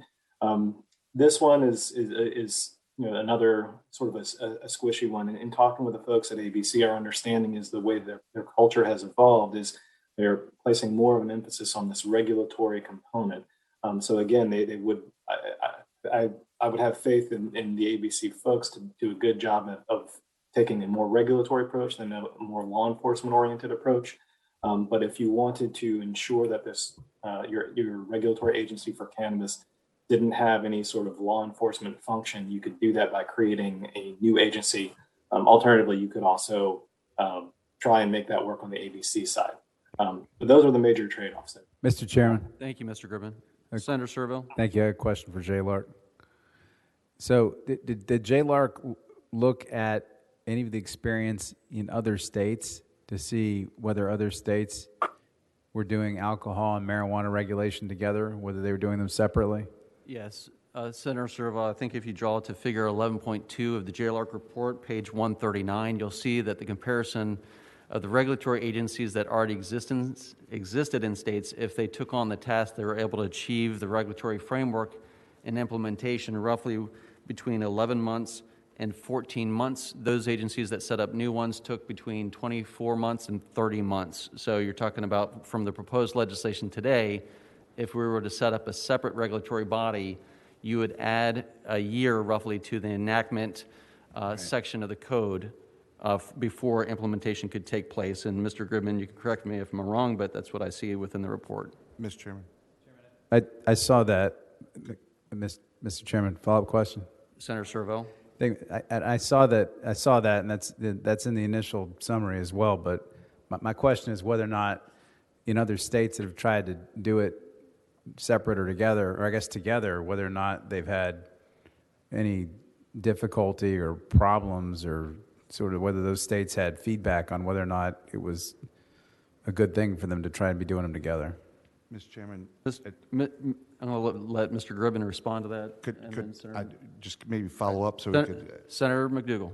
If I'm looking at page 133 of their report, they list out, I think, the different entities, regulatory entities that it was placed with, and it looks like Oregon was the only one that, or I guess Oregon and Washington had some form of fashion. And so maybe if they could speak specifically to those states, and I don't know off the top of my head whether they're control states or not control states too. So how is their I guess for them they term it liquor, regulatory system set up? Is it the same as ours or different? Mr. Gribbin. Mr. Chairman, in response to the senator's questions, I'll try to go through them one at a time. Mr. Chairman, in response to the timeline, we estimated, while you're accurate in looking at that table that we have in Chapter 11, if you go to Chapter 12, we have a timeline where we compare ABC compared to a new agency, and our estimate there was it would actually be about 6 months. Of course, that's the best case scenario. It could extend to a year, but 6 months would be sort of is what we baked into our timeline, assuming there are no unexpected delays. Mr. Chairman, in response to the additional questions from the senators, yes, we have that table that Senator McDougall pointed out, 11.1. We show the different 11-1 and page 133 of the report. We show all the different approaches that states have taken where to vest this authority, and two of them, Washington and Oregon, have done that with their liquor control boards or equivalents.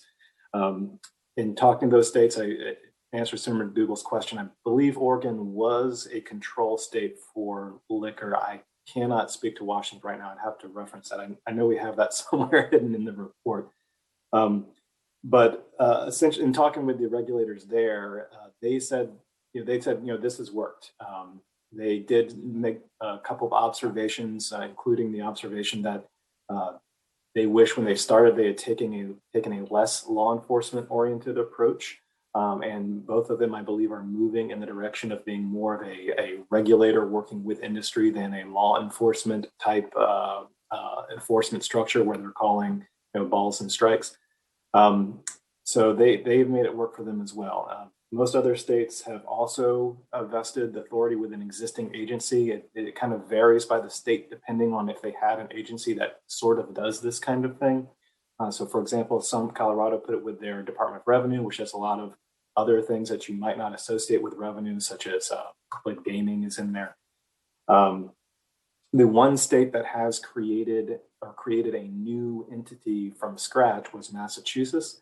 And they, we talked a little bit in the report about the advantages that they said from that, mainly that, they're very able to focus strictly on their mission. And a big part of that is social equity. And in talking with the folks there, they say that they have, because this is a new agency and they're establishing a new culture, they've been able to bake that in the fabric of their culture. And that's something they think about in all aspects of their operations. So that's sort of a benefit of that. They said one of the issues that they've had is that their reporting structure, they're not directly under the governor, they're an independent board. And so they sometimes, if they need a hand, especially standing up a new agency, they haven't had a hand readily available to help them out. That could be something that if Virginia went that route, Virginia could decide to put the agency under the governor. So that might not necessarily be an issue. Thank you, Mr. Rubin.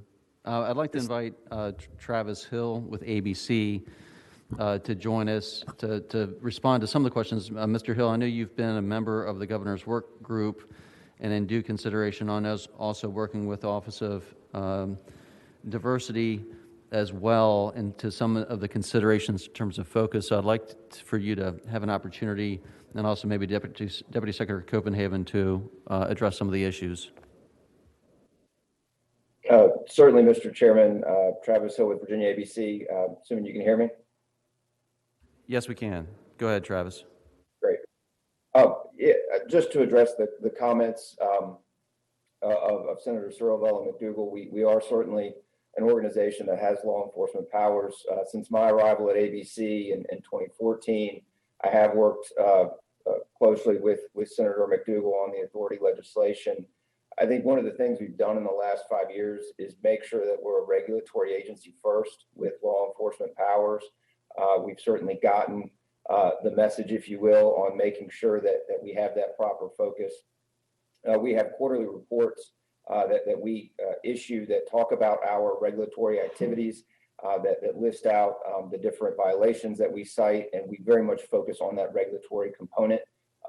We work with businesses to make sure they understand the rules, that we can bring them into compliance and educate them on the rules that need to be followed. And I think that's the approach. I know that's the approach we would take as we establish this industry as well.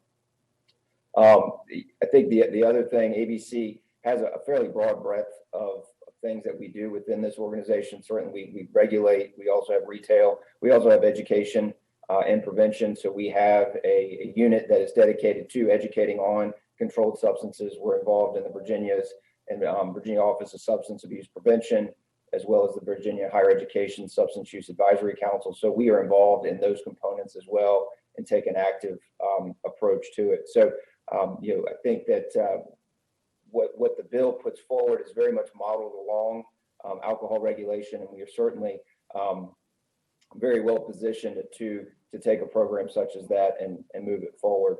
But very open to working with the folks on this committee and the governor's office and anything we can do and providing our expertise moving forward.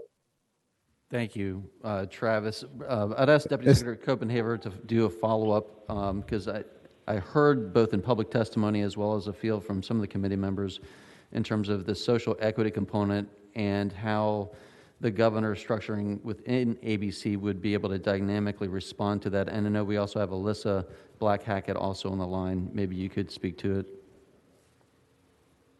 Yeah, thank you, Mr. Chairman, and thanks to the senators for the questions. I want to reiterate what you said, Mr. Chairman, about the timeline issue and the timing of getting this set up. First and foremost, we know that ABC, like I said earlier, could hit the ground running, has the technical expertise and experience in doing this, and then also point out that the governor's budget does fully support this effort and will give ABC all the resources that they need. I think that the equity, kind of baking in the equity priorities from the very beginning of this is something that's been very important to us, and we've worked with ABC and with Dr. Janice Underwood's office to talk about how we do that. So, for example, at ABC, we would have a named position named in the code for a diversity, equity, and inclusion liaison to liaise directly with the ODI office. Furthermore, within this new structure within ABC, on the Cannabis Advisory Board, which would be advising ABC on setting up these regulations of this new industry. There is expertise on that board related to social equity, including an ex officio seat for the DEI director. So I think we have thought very, very carefully about that. Also within ABC, setting up a cannabis business equity support team, also named specifically in the code, and ensuring that all of the policies that the authority sets up are done in an equitable manner, and that's sprinkled throughout this legislation. So really appreciate the partnership that we have had with both ABC and our Office of Diversity, Equity, and Inclusion. We have been very thoughtful about this, and Mr. Chairman, if it's okay with you, I'd like to see if Alacia Black-Hackett has anything to add on that. Yes, please. Thank you. Hello, Mr. Chairman. Good morning, everyone. I just wanted to reiterate what Brad has already mentioned. We work really diligently to ensure that we are addressing any equitable issues with the cannabis being within ABC.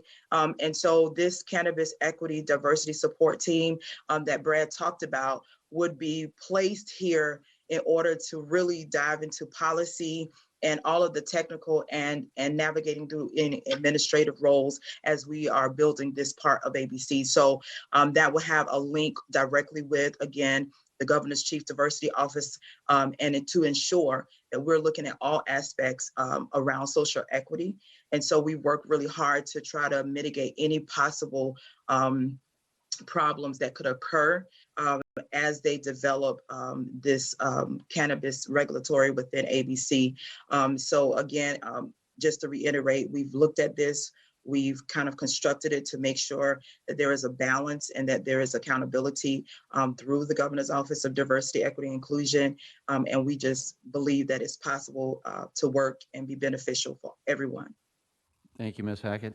I'm going to turn it back over to the subcommittee in just a moment, but I did have one follow-up question in regards to one of the speakers earlier had sort of had concern relative to existing ABC enforcement being watered down due to taking on this role. Deputy Secretary, can you speak to sort of the resources dedicated to the cannabis side of this, and how do we ensure as a legislature moving forward that one new level of effort doesn't bleed in or diminish the other? Yes, Mr. Chairman, really appreciate that question. So to reiterate from before, the governor included a line item of credit for ABC to fully set up and implement this new program. So none of the revenues, existing revenues from alcohol or the resources that are used for ABC's alcohol functions would be used for cannabis.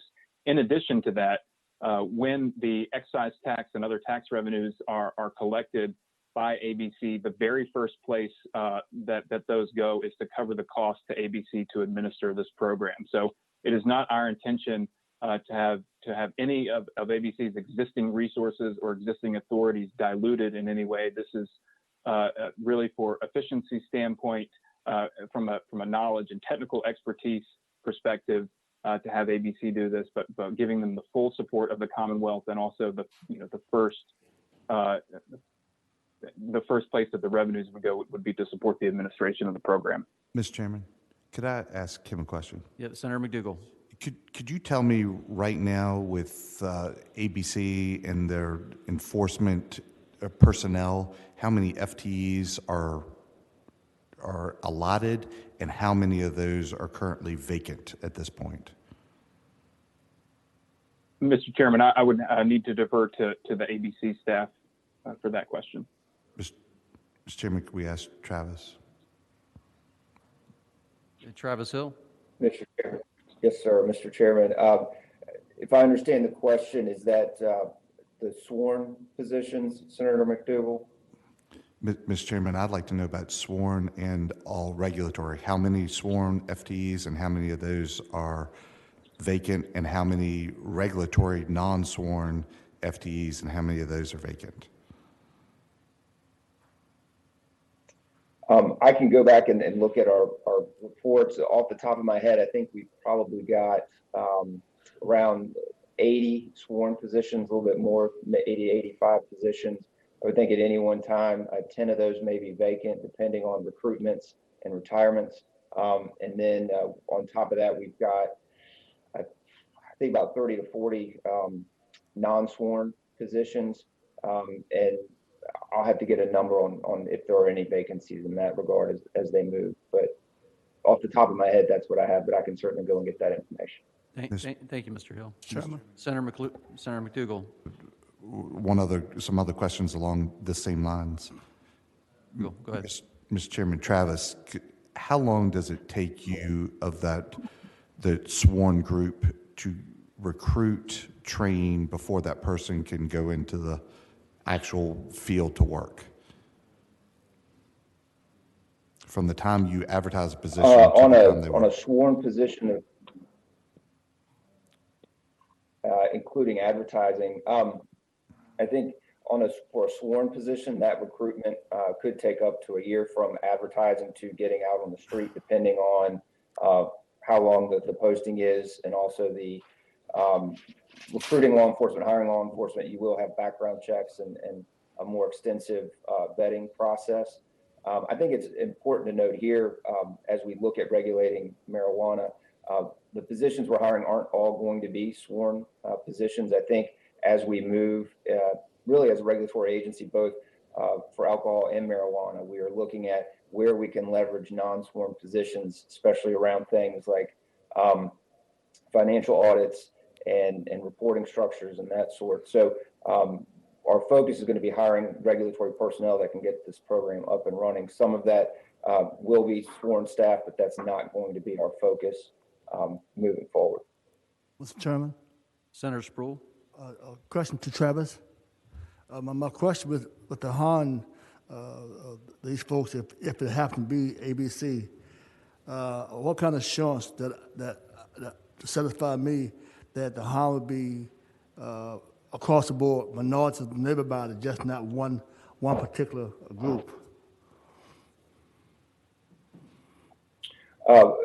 Senator Sproul, we do have efforts underway, and really have since 2014, 2015, to increase the diversity of our enforcement personnel, and we have been able to do that over the last 5 years. Currently, our enforcement personnel, I think we have about 18% African American, about 5% Hispanic, and those are increases over past years. It's been a point of focus. It continues to be a point of focus, and it's going to be something that we're going to do with alcohol, and if we're asked to regulate marijuana, we will continue to do that as well. But we do have recruitment efforts in place to make sure that we are getting enforcement personnel who are reflective of the entire community. Okay. Thank you so much. Thank you, Mr. Hill. So the question before, as proposed by Senator Servell, is sort of a temperature of the committee in terms of the regulatory authority and framework. Are there follow-up questions in that regard? Mr. Chairman. Senator Servell. Thanks. I have a couple questions and a follow-up. First of all, I have a question for council.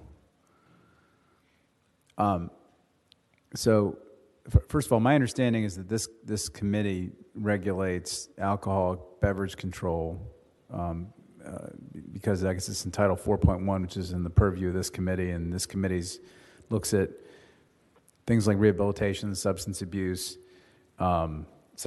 counseling, social services, things like that. And it would seem to me that the regulation of marijuana would fall within that broad purview. Is there anything or any reason you could see why, if we chose to create a separate entity, why we could not draw it to Title 4.1 of the code, which would also be in the purview of this committee? Mr. Chair, Senator Serval, I don't see anything wrong with keeping it underneath Title 4.1, even if we do create a new entity. We would just basically go in and change the name of it from the, I think it's the Alcoholic Beverage Control Act to the Alcoholic Beverage and Cannabis Control Act. And then you'd have chapters 1 through 5, relating to ABC, and then you'd have 6 through whatever relating to your cannabis board. But you could set up that entity. All right, thank you. Second, Mr. Chairman. I would be interested to hear, I know there's a few people from the existing industries that are currently regulated by ABC that have some thoughts about this. I don't know if we should take some public testimony from them before we... Senator Servo, we've already concluded our public testimony that included some of the members that you just mentioned. Okay. Other questions from the committee? Mr. Chairman. Senator Boysko. Thank you. So we just heard from ABC that they felt like they could incorporate this into the structure. From the report that we read, it said that they would actually be basically separating the marijuana out from the alcohol. It would be less expensive. You would have some expertise, the funding, unexpected delays. I'm still trying to understand why we would need, and especially after we've heard from our diversity input, why we would need to do a separate agency and start from scratch. Mr. Chairman, I think I was one of the ones that kind of brought the idea. I mean, I'll be pretty direct. As I listened to Travis articulate, the way ABC is set up, it's almost 3-to-1 law enforcement versus regulatory in the same entity.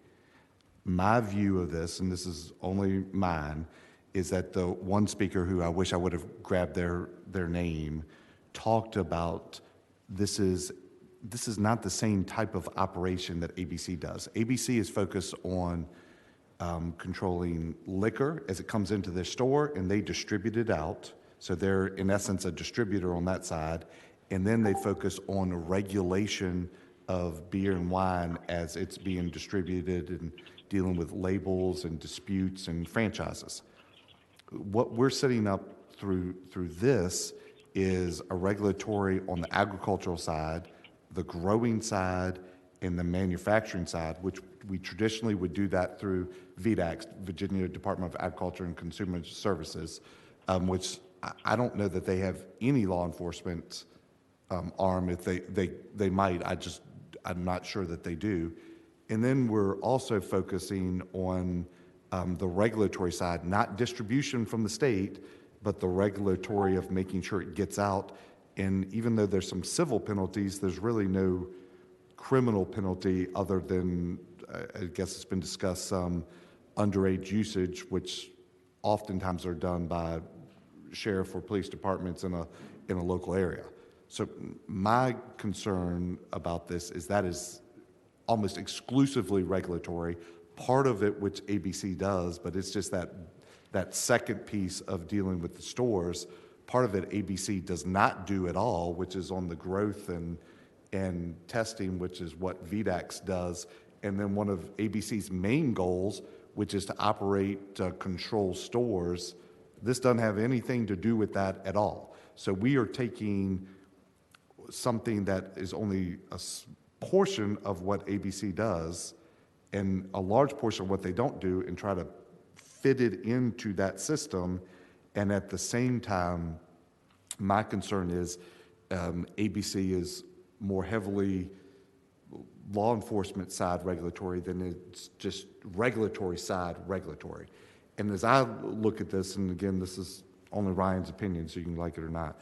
When I look at this, the issues that that JLARC identified are in the setup time, and on the back end, it is very clear that a separate entity does a lot better job going forward. And that's why I was trying to ask them to focus in a little bit of what Oregon and Washington were experiencing, because even though you might save a scotch of time on the front end, I think we're creating a lot more challenge on the back end if we don't do a separate entity. And that's where my concern is. Make no mistake, I'm not in favor of legalization, but if we're going to do it, let's do it right from the beginning. And so that's why I do think it's important to hear what is going on in the regulated community out in Oregon and Washington, how they found it. Is it impacting the regulatory side of the existing mission? Is it impacting the revenue of how they deal with sales because their attention is diverted? So you get, maybe you're trying to increase tax revenue, but if your sales suffer because that's your energy is focused off your primary mission, and that's, I think, ABC's primary mission are operating the licensed stores and maintaining that revenue for the Commonwealth. Whether you agree with that or not, I think that's the mission. So that's, in my mind, that's where the concern is, and why I think a separate entity for the long term, I mean, because once we do this, it's going to be around for a long time, and we want it to be right. Thank you, Senator McDougall. Deputy Secretary Copenhaver, can you, I know the governor's work group spent a significant amount of time reviewing. Did you and were you able to focus down on Oregon's example per Senator McDougall's question? Could you respond to that? Or maybe Chairman, Travis Hill? Mr. Chairman, we spoke some with Oregon more directly. We had a presentation and some communication with Washington State and their Liquor and Cannabis Control Board. I think Mr. Gribben from JLARC summed up what those states are dealing with very well. I think that in general they found it very helpful in terms of standing up their program and setting it up for success, to put it in an agency that already had experience doing those exact things. And you'll see in our legislation, which ABC helped us to draft, you'll see that the bill largely mirrors the regulation of alcohol, especially in terms of how we're setting up this licensing system and some of the other things that come along with that. And we really want to focus on ABC's expertise in setting up a regulatory and licensing system, which they do very well in addition to running the stores and doing the enforcement. They have licensees all around the state who are producing the products. I'd like to also focus on the issue of the relationship with VDAX.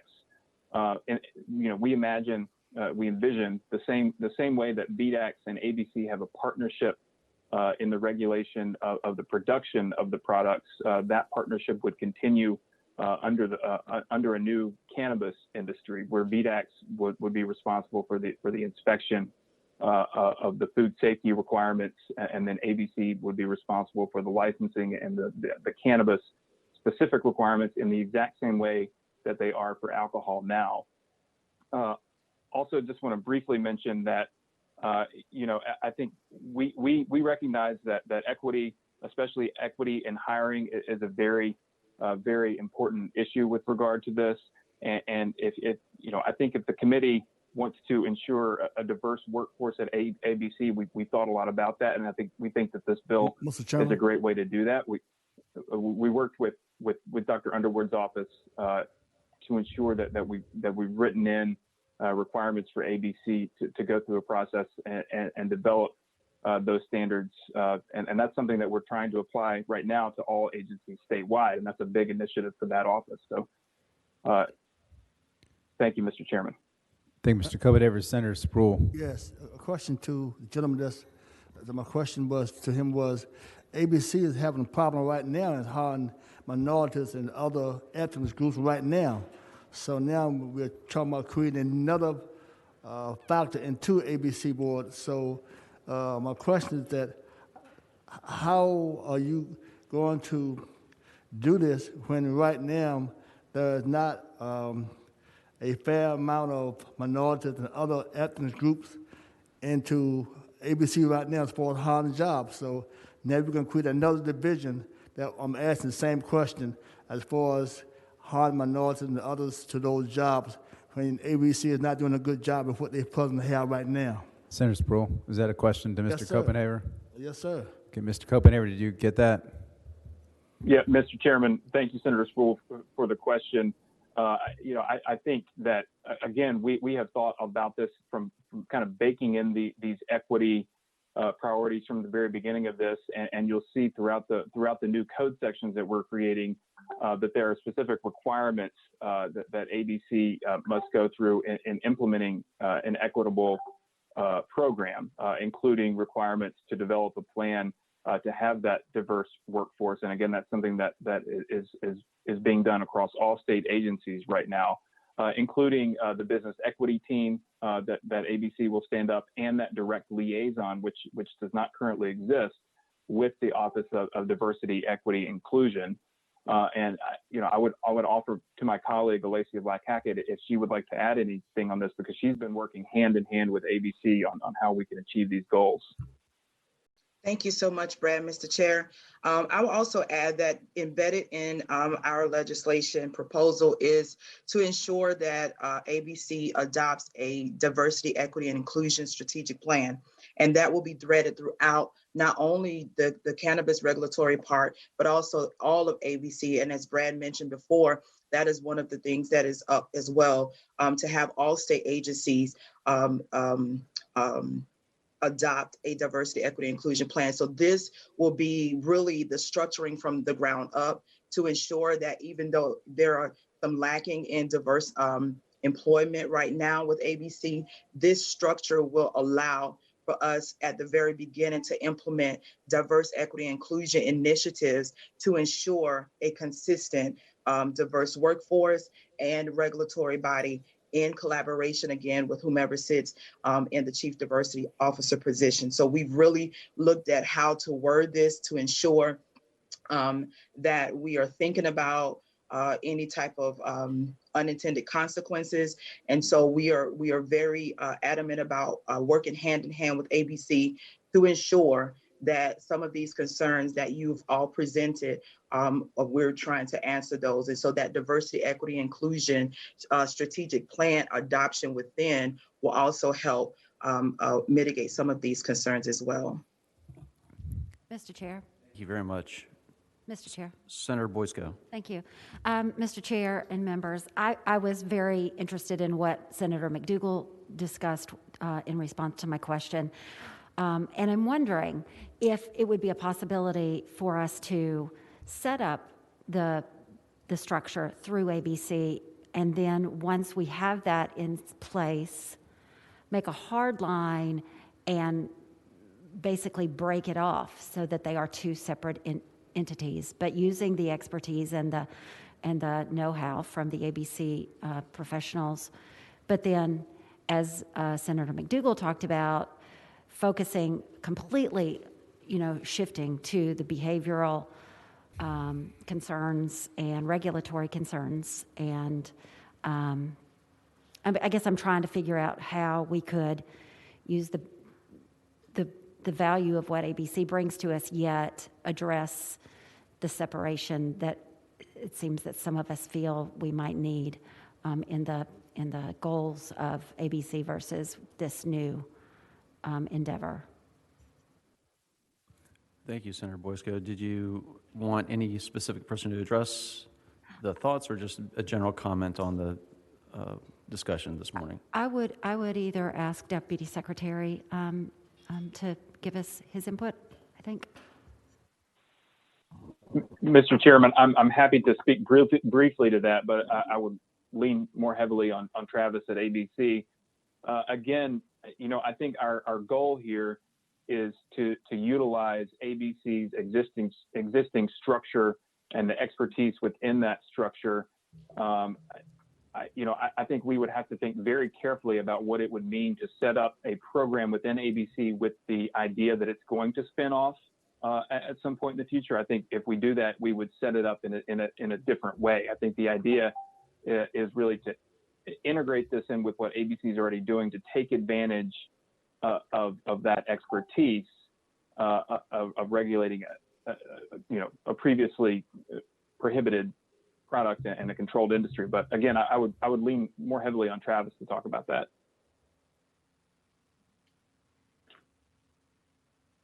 Mr. Chair, Go ahead, Travis.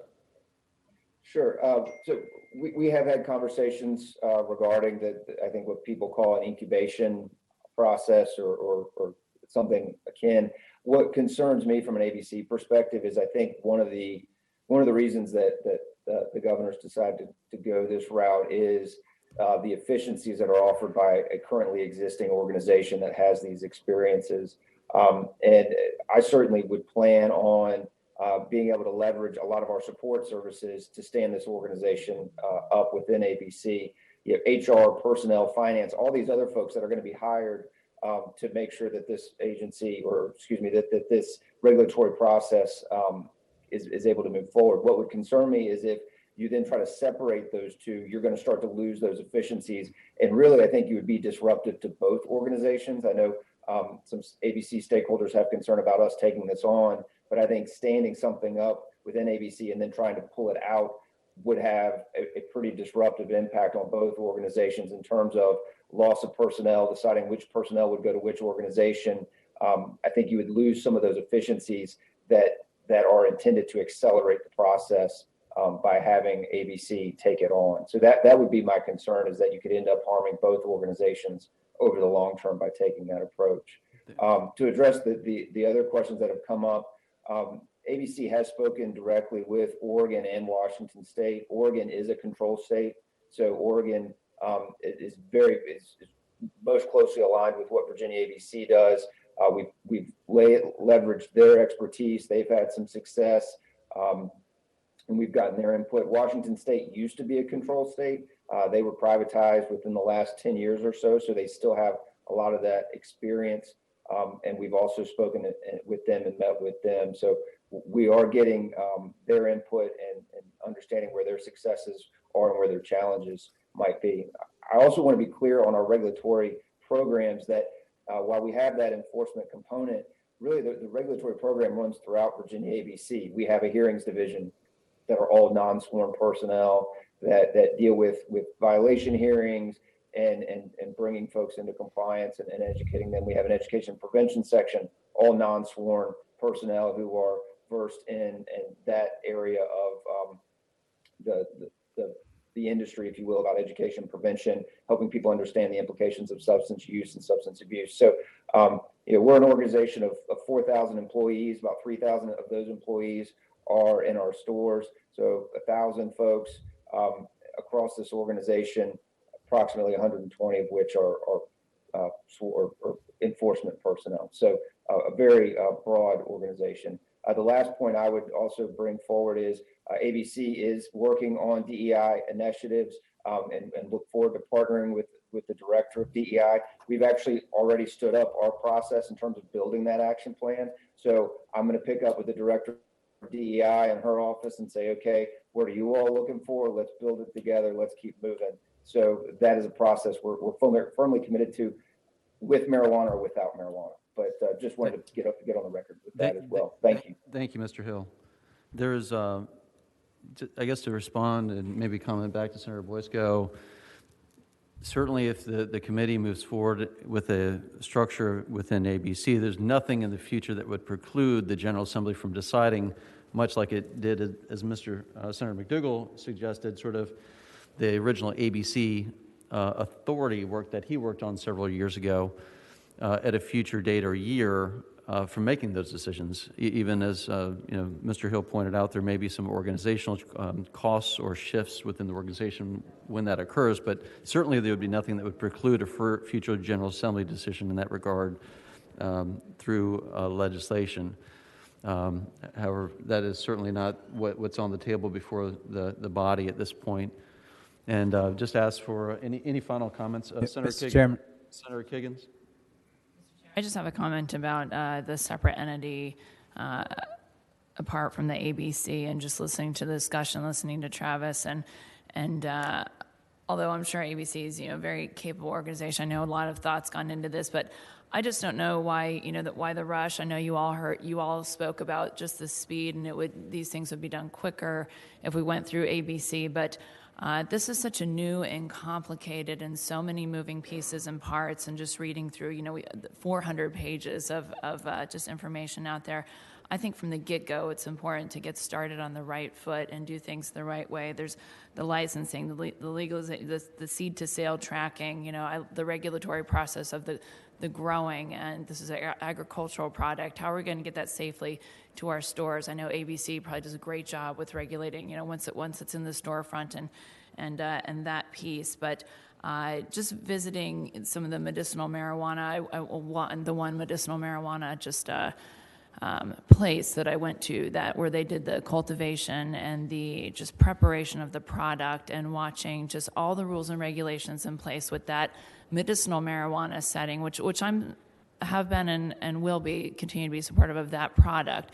Watching how they've done it the right way, in my opinion. They have not only certain people watching the growth and cultivation and the destruction of the waste. I mean, it's a very just complicated, they make sure that they're doing everything right, dotting the I's, crossing the T's, getting a quality product that we can all have trust in. So I just think that's an important piece. So dedicating again, a specific entity that's not ABC related. I know they've got a lot of things going on, but the education of the public alone and our youth is going to be a huge part of this. So I would just be much more comfortable if we had just one entity that is dedicated to getting this started and doing it right from the get-go.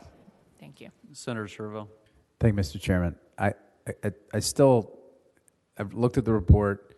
I've listened to the answer. I haven't heard anybody answer my question. And I would like for either Jay Lark or Deputy Secretary Copenhaver to answer for me.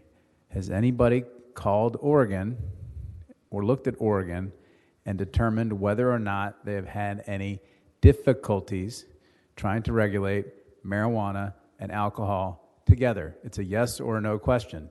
And based on the answer, I'll have a second question. But I don't need like a 5-minute filibuster. I just need an answer to that question. Deputy Secretary or Travis Hill. Brad, you want to take it on? I think Travis would be best equipped to this question. And I believe he answered the first part of your question, which is they did reach out to Oregon, but I'll let Travis Hill speak to that in terms of the remainder of your question. Right. I heard him say that he reached out to Oregon, but I have not heard anybody say whether or not Oregon has had difficulty trying to regulate marijuana and alcohol together. In my conversations with the state of Oregon, they have not highlighted any challenges that they think are unique to their model, where they are also a controlled state and alcohol regulator as well as a marijuana regulator. Our conversations have not surfaced that type of observation to say that it is difficult because we do these other things. Everything that they've offered to us has been, here's how we do it. Here's some things we learned over the course of it. None of it has been, regulating alcohol and being a retailer has prevented us from being an effective regulator. I've not had that comment from them. Okay, thanks. Senator Servo, you indicated you had to follow up. No, that was my follow. He just answered what my follow-up was. So thank you. Any other questions from the subcommittee members in regards to the regulatory, initial regulatory framework?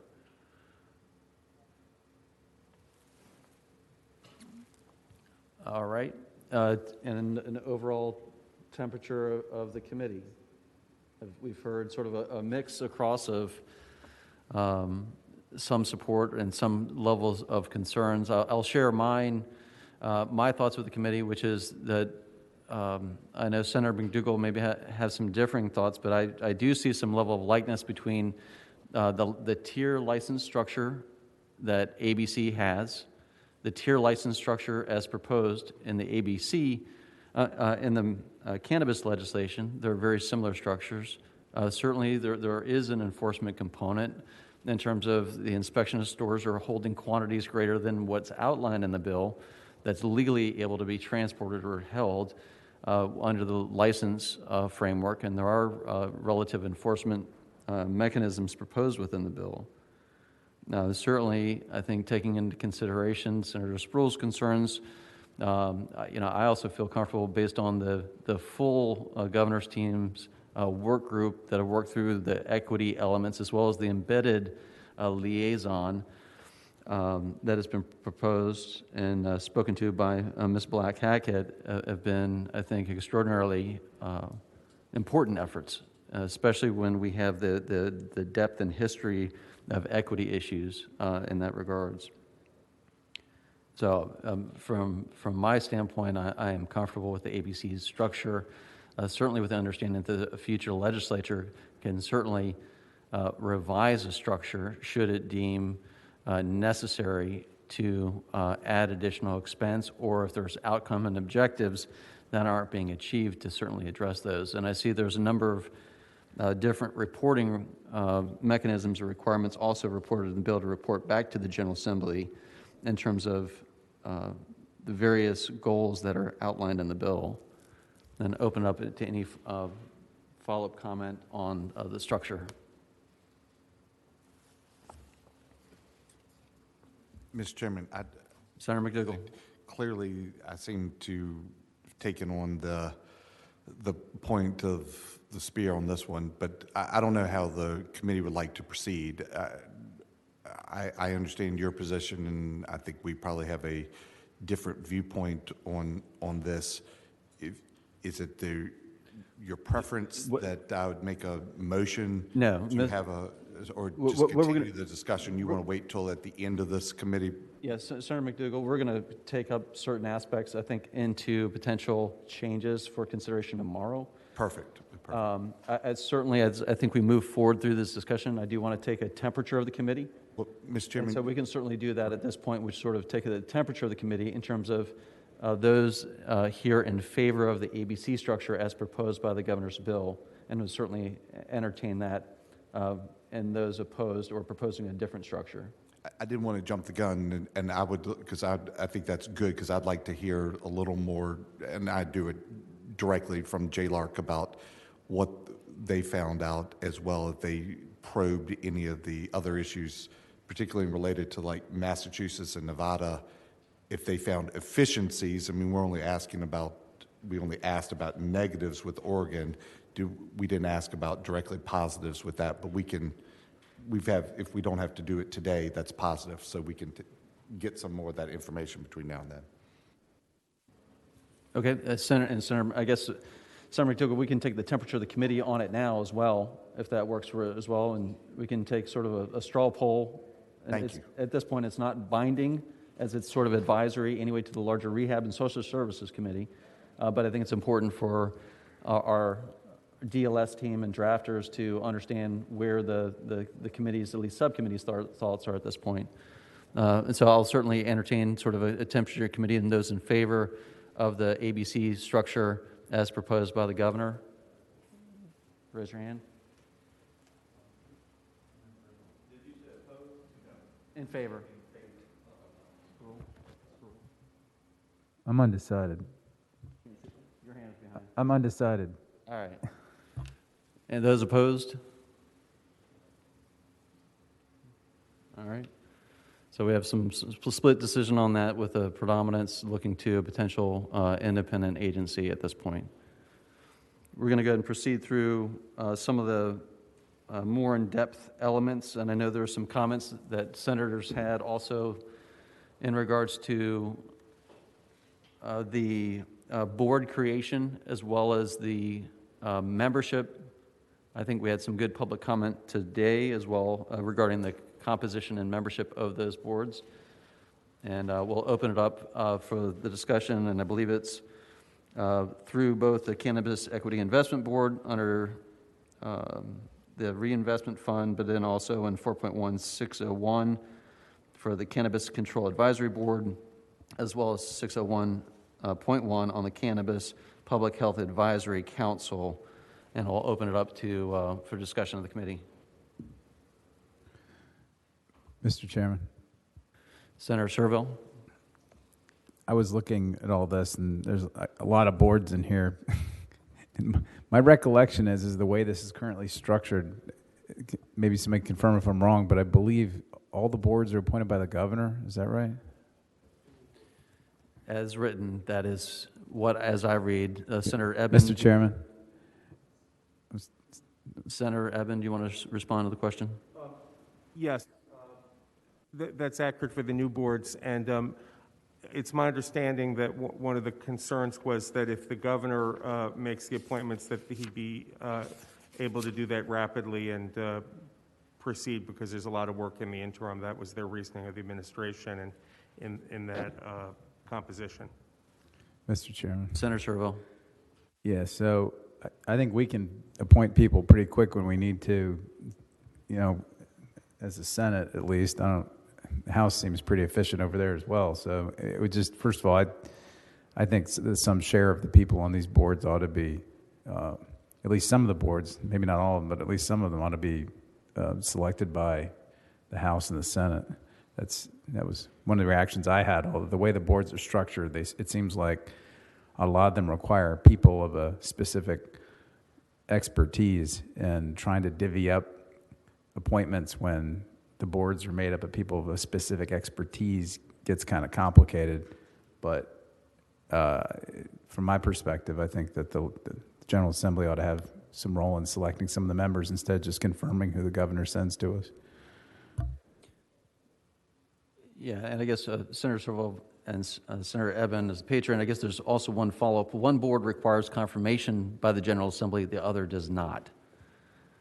Is that my understanding?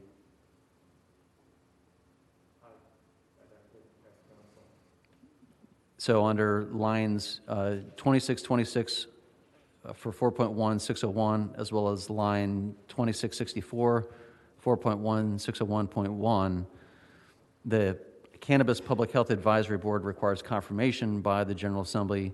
However, the Control Board does not, as I read the bill. Council.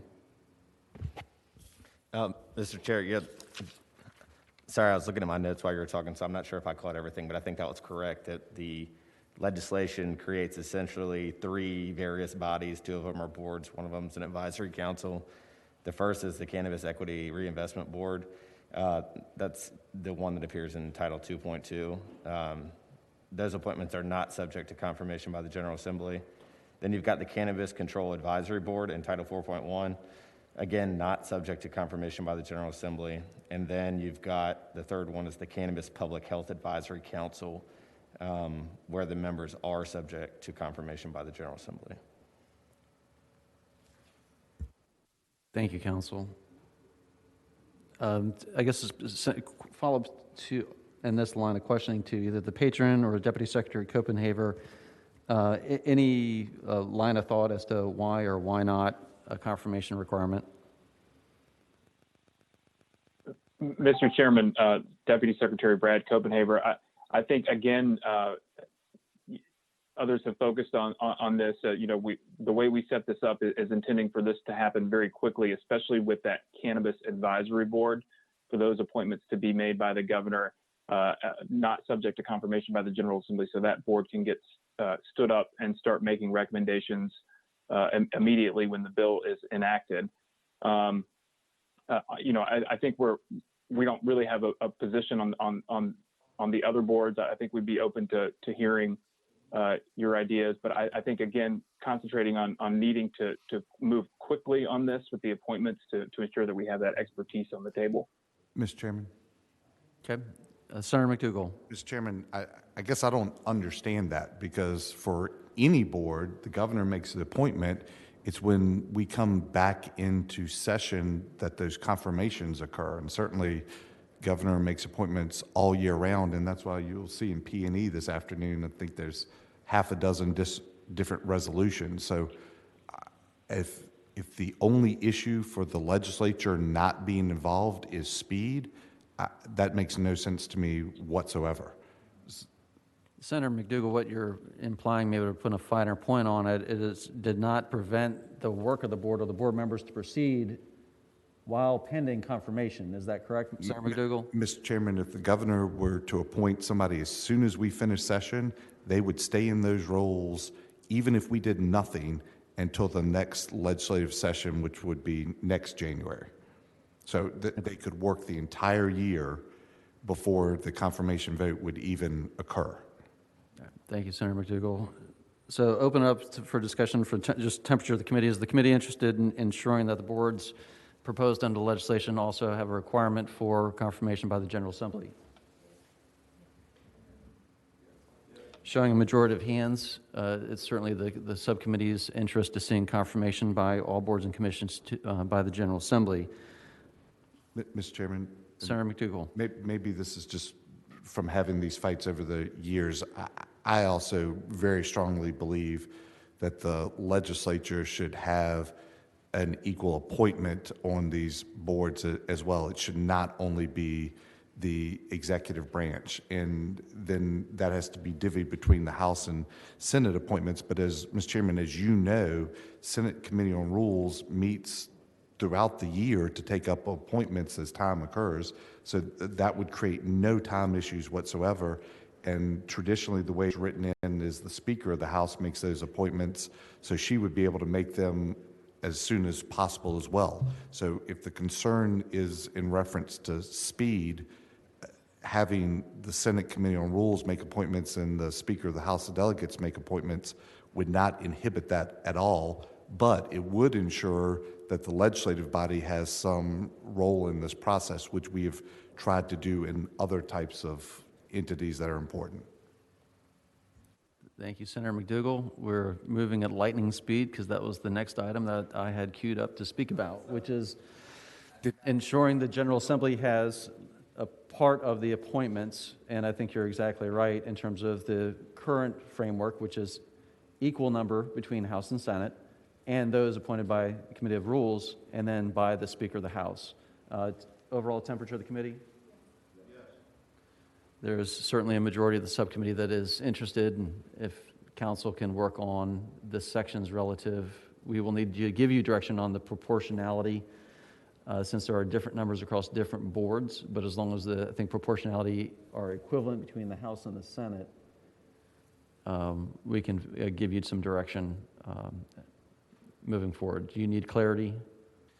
Mr. Chair, yeah, just on the proportionality piece. So, we have this proportionality rule that everyone goes back and forth on as far as whether the House gets more appointments. Is the goal here to make them equal or proportional under this rule? Equal.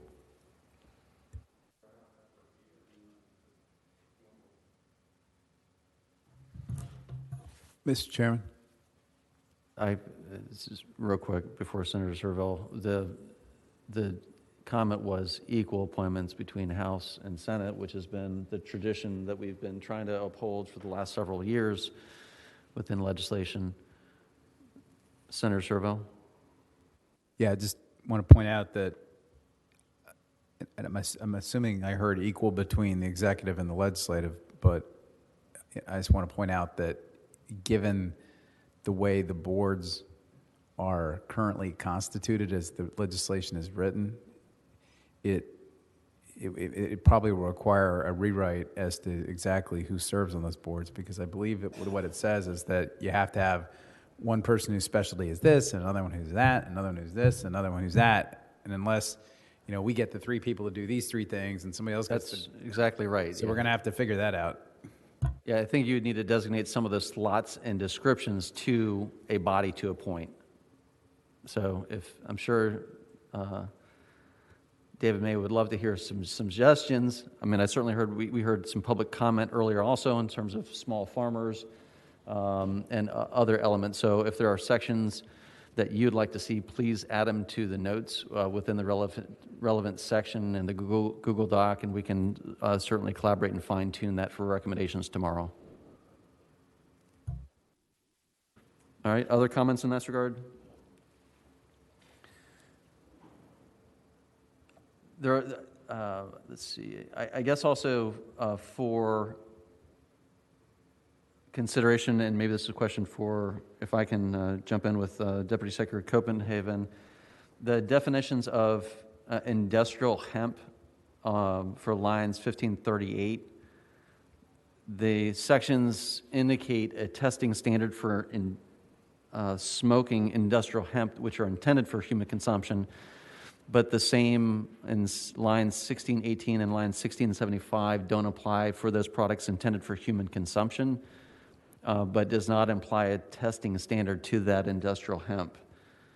And it's just, I presume there was an intent to make sure that any product that was intended for human consumption, whether it be smoking or consuming, would have a testing standard. Is that correct? That's correct, Mr. Chairman, and we do have on the Zoom Aaron Williams from the Department of Agriculture and Consumer Services, who helped draft this part and is over our hemp program. If you have further questions. Okay.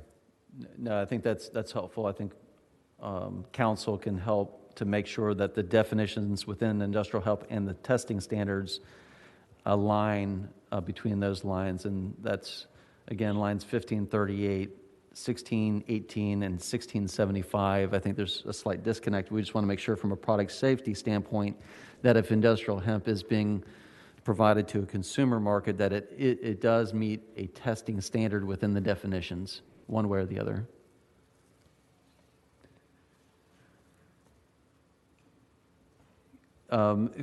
Another question from the committee was lines 2231 to 2234. Deputy Secretary, could you help us explain the sort of broad definition of quote-unquote retail marijuana and retail marijuana products in the bill? That might be helpful to understanding sort of the approach to the definitions as to what falls within those and what does not. Again, that's lines 223 to 2234. Retail marijuana and retail marijuana products definition. Mr. Chairman, I can certainly do that, but I would also ask ABC and council who were very involved in the drafting of this. But my understanding is that retail marijuana is the botanical material. Retail marijuana products are the products such as the edible products or other products meant to be ingested in other ways. Okay, and so either council or others, how would industrial hemp products transfer between both definitions? If that product line is to be consumed, how would that fall both in the hemp definition as well as the retail marijuana definition? It's maybe some cleanup that we can do with council, but I just want to make sure that by not including it in a definition, we're by default excluding something, and it seems to me that they're not yet necessarily working hand in hand quite yet. Mr. Chairman, we're happy to work with our drafters and with council on that to make sure that everything lines up. Okay. Other questions from the committee members through lines? Gosh,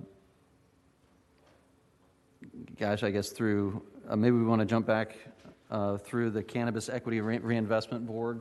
Any questions? Any questions through modification to hemp programs, lines 1483 to 1669 from the committee?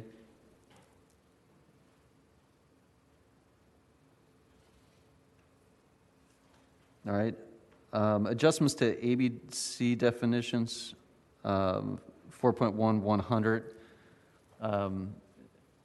Can maybe Deputy Secretary Copenhagen explain? I know there's a change in percentage to definitions of the concentration for cultivated marijuana, but I think it's 0.1 to up to 0.3. I think it's lines 1894.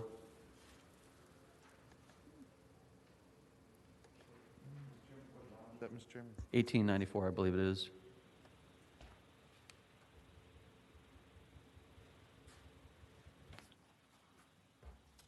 Yes, so that is in line with our current hemp definition, and hemp is excluded currently in the code from the definition of marijuana. That is a cannabis sativa up to 0.3% THC, and that is what the federal law is with regard to hemp. So we took that definition from the code and put it into this new definition in the ABC code when we were drafting.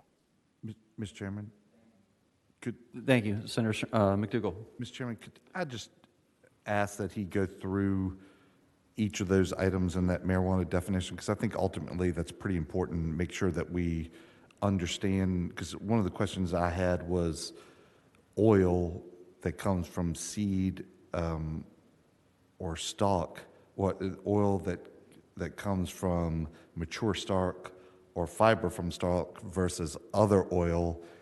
I don't know how, if you can look at it and tell it's different, or you have to tell it. So maybe if he could just go through some of that stuff. And Okay, so the question is on the definitions in what lines 1887, what marijuana means, and then all the parts and components, Senator McDougall? Yes, Mr. Chairman, if he could just kind of step down through those, I think it would be helpful for me. All right, Mr. Deputy Secretary, you see which lines we're on, and can you help walk through the definition? I do. Mr. Chairman, I do think it would be helpful to have Erin Williams if she's in the Zoom, and we can bring her from VDAX. She is our attorney there and over the hemp program, or DLS could do this as well. I think much better than I could. Okay, I believe we've brought Erin into the room. I saw she raised her hand as an attendee. So Erin Williams, you're now a panelist. If you want to unmute. Thank you, Mr. Chair. Are you able to hear me? Yes, we are. Thank you, Ms. Williams. Sure. So I will address Senator McDougall's questions and walk through the existing exclusions from the definition of marijuana. So again, as Deputy Secretary Copenhaver said, the definition that we're looking at for marijuana that begins on line 1887 is the existing definition that appears in the current 18.2-247. What we have for exclusions from the definition of marijuana are for mature stalks of the plant, fiber produced from the stalk, or oil or cake made from the seed of the plant. That mirrors federal law. Those parts of the plant have always been excluded from the definition of marijuana. When we enacted the Virginia Industrial Hemp Law to create Virginia's hemp industry, there were exclusions added for industrial hemp from the definition of marijuana. So the marijuana does not include industrial hemp that is possessed by somebody registered pursuant to the industrial hemp law. We issue grower, processor, and dealer registrations. So cannabis with no greater than 0.3% THC, which is the federally defined limit for hemp, that's in the possession in Virginia of somebody registered under the hemp law, that material is not cannabis, or not marijuana, excuse me. There is an additional exclusion for hemp products, which is defined in the industrial hemp law as a product containing no greater than 0.3% THC that's derived from industrial hemp that was grown in compliance with the law. That is not marijuana as far as the law exists today is concerned. It does not matter who possesses that. You do not have to have a registration to possess a hemp product. So those are the exclusions that exist today. And again, this definition is picked up from the current 18.2-247. As to the question regarding the oil, there are products produced from the hemp seed. So you get a hemp seed oil. That would be a hemp product. That does not typically have any cannabinoids in it, no THC, no CBD, because it's produced from the seed of the plant. Another product called an oil that's on the market today is what we as regulators would call an industrial hemp extract intended for human consumption. And that's an oil that's been extracted from the flower of the plant. And that oil would have, typically has cannabinoids. The hemp-derived oils will have cannabidiol or CBD. Mr. Chairman, Senator McDougall, could you tell me? I don't know that I've seen any of the oil that comes from the fiber or stalk of the plant or the seeds. Does it look physically different from the other oil? Is it one that you can only determine the difference through a test, or can you determine a difference through physical observation? Mr. Chair, the hemp seed oil is, I would say the distinction is probably most visible in the packaging and the quantity of the product that's being sold. So a hemp seed oil is used for cooking or baking or salad dressings, as opposed to the hemp extract oil, which you'll find in a smaller bottle, and it's dosed by drop as opposed to used like a cooking oil. Mr. Chairman, maybe I didn't ask my question very well.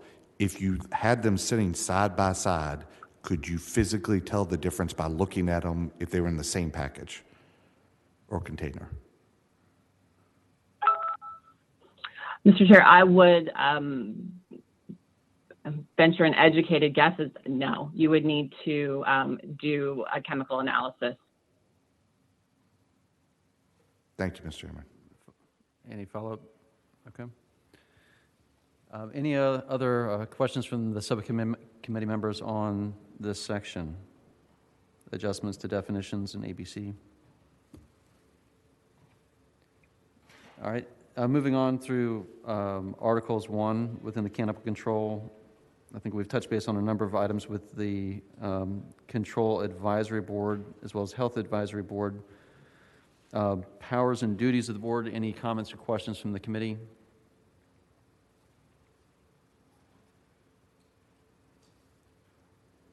Mr. Chairman. Senator Servell. Sorry, what line are we on now? Are we in the 2600s? Yeah, you're in the 4.1 600s through 605.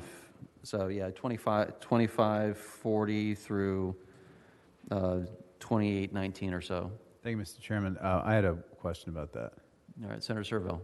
So I believe it was on line 2626. Was it there? No.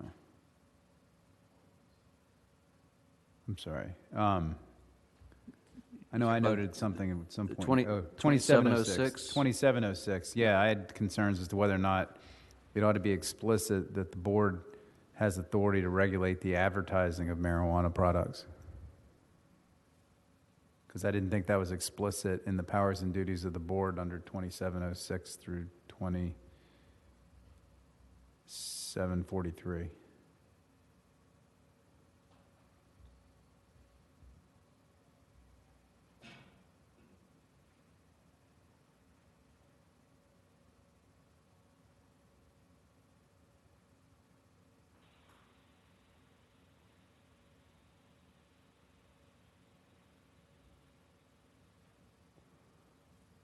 Mr. Chairman, so 4.1602 has the powers and duties of the board.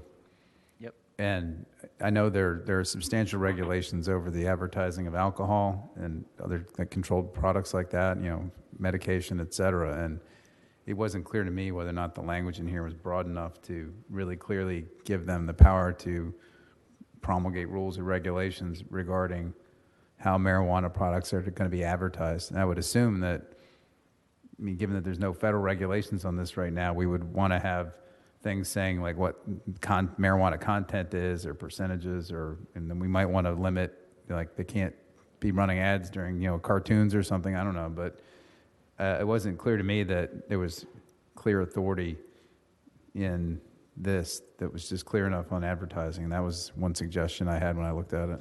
Mr. Chair. On lines 2780, number 13, that's where it talks about the advertising. Yeah, 2780 through right, Mr. Chairman.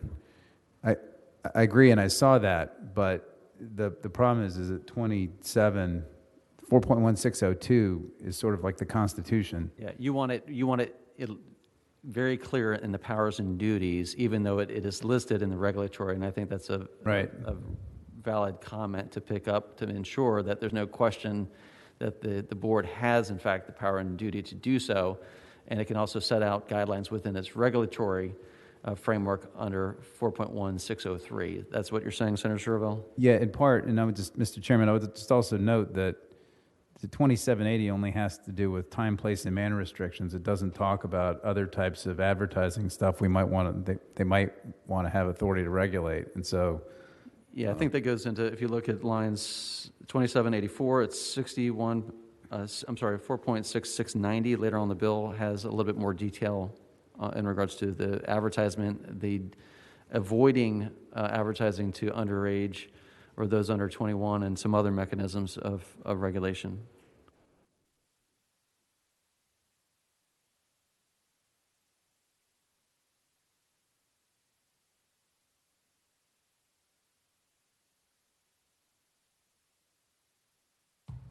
And that's page 91, lines 4476, as well as above on lines 4441.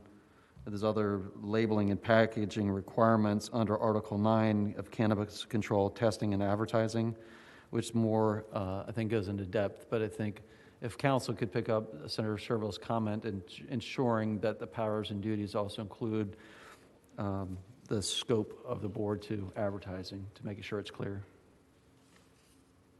Any objection from the subcommittee in that regards? All right, seeing none. Any other comment on that section, Senator Serville or Senator Boyce-Gill? Mr. Chairman.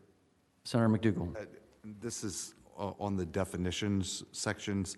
I just, when I went through, I made a bunch of notes. We indicate different things like edible, cultivate, immature plant, preparation, all those types of things. Did we pick those up from something that exists, or were those all newly created definitions? Council, can you, or potentially Aaron Williams, who wants to take that on? Mr. Chair, yeah, I would defer to the administration on that. I think a lot of the definitions came from their materials. Deputy Secretary, do you want to take that on in terms of some of the definitions? Sure. And I presume, real quick, Senator McDougall, and I presume we're talking about sections, lines 2543, which is Chapter 6, Article 1, definitions, which lists edible marijuana products and other such terms and definitions? Mr. Chairman, that's exactly it. I mean, just simple things like the child restraint, as you go through talk, I did not cross-reference these. Do we have similar things for tobacco packaging? So maybe if we could just, I don't want to slow the train down, but it seems like these definitions, just like Senator Serville was talking about, the powers of the board are probably pretty important when we get to talking about the details if we have these right. Okay. Deputy Secretary, do you want to take it on, or do you want to defer to Aaron Williams or another? I think I can. I do know that these, in large part, came from existing definitions that are out there. But I would defer to Aaron Williams and also the ABC staff who both worked on drafting these definitions.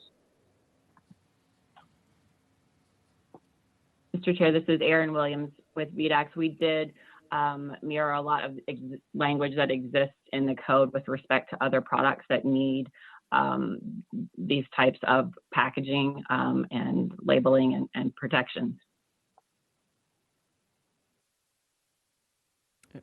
Thank you. Any follow-up, Senator McDougall? I guess I was looking for a little more. So, and maybe I'll just go through them. Child restraint, that particular one, is that a definition that already exists for tobacco? Are there any differences for language that we use for other products? Ms. Williams.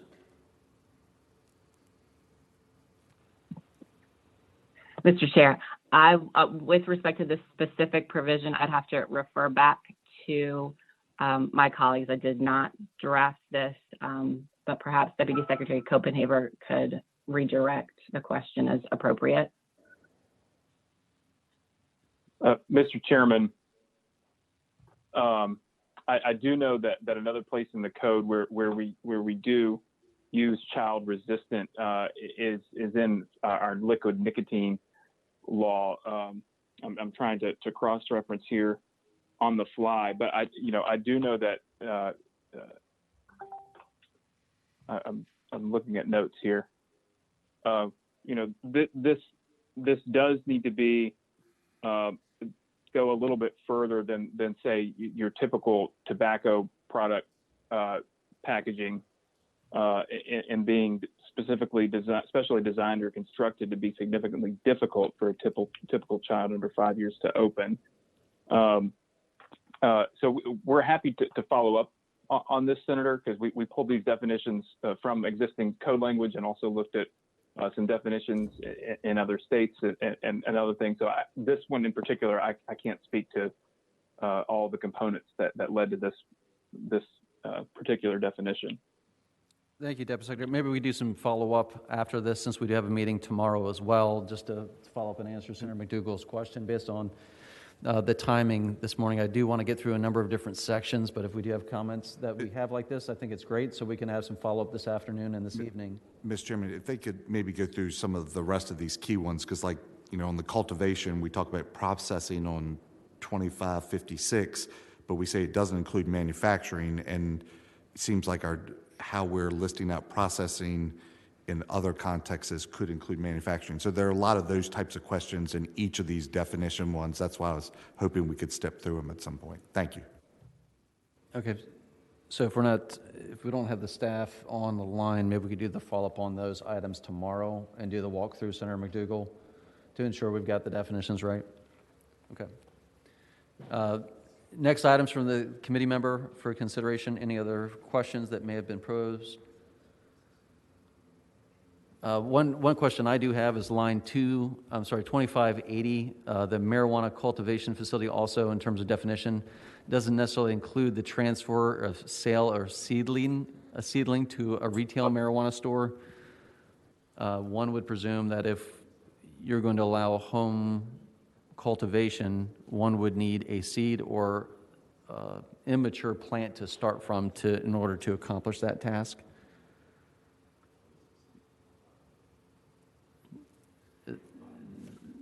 So, Council, Mr. Chairman, lines 2580.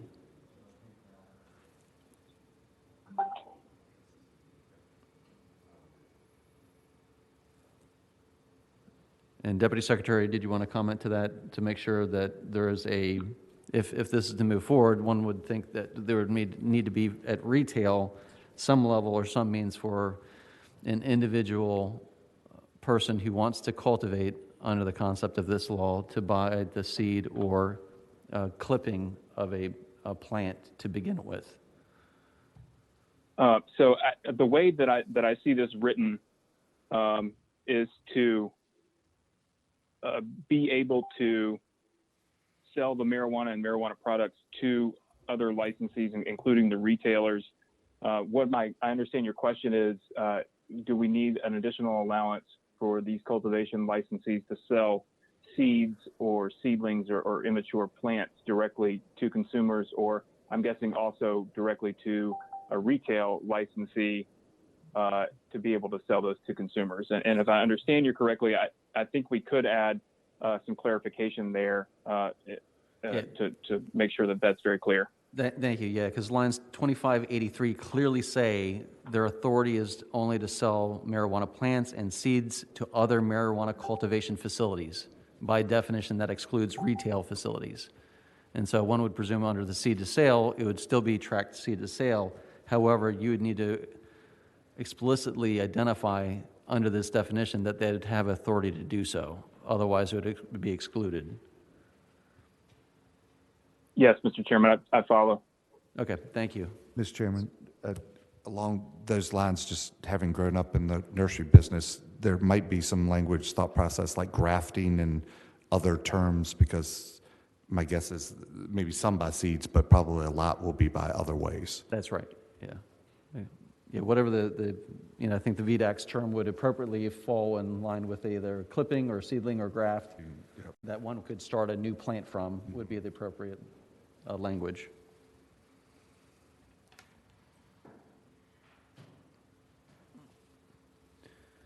Other thoughts and comments from the committee?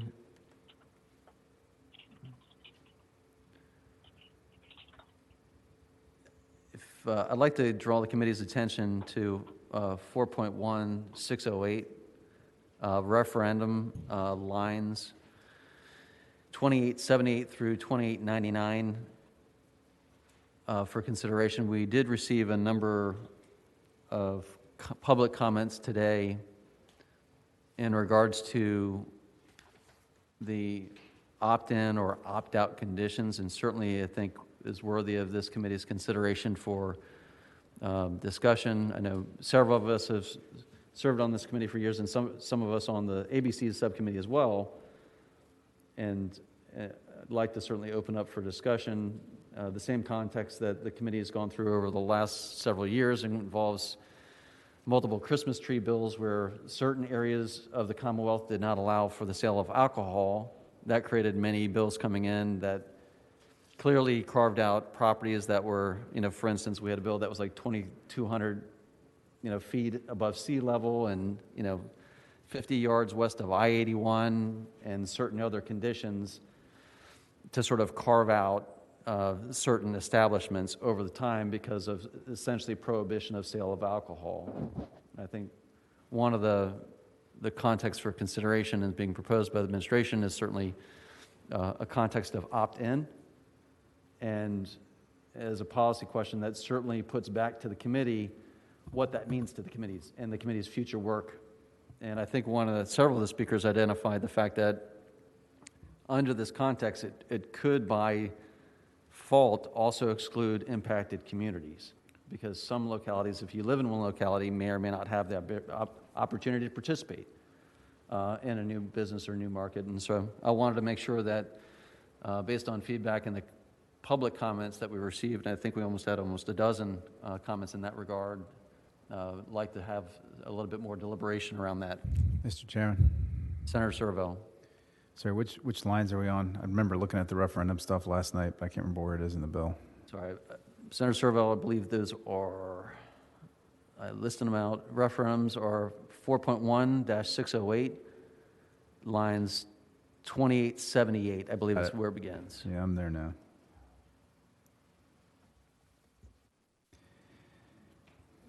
Mr. Chair?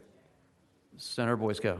So are you asking the question, should we have an opt-in versus an opt-out policy? Is that the question that we're deliberating right now? That is the question before the committee of the local referendum.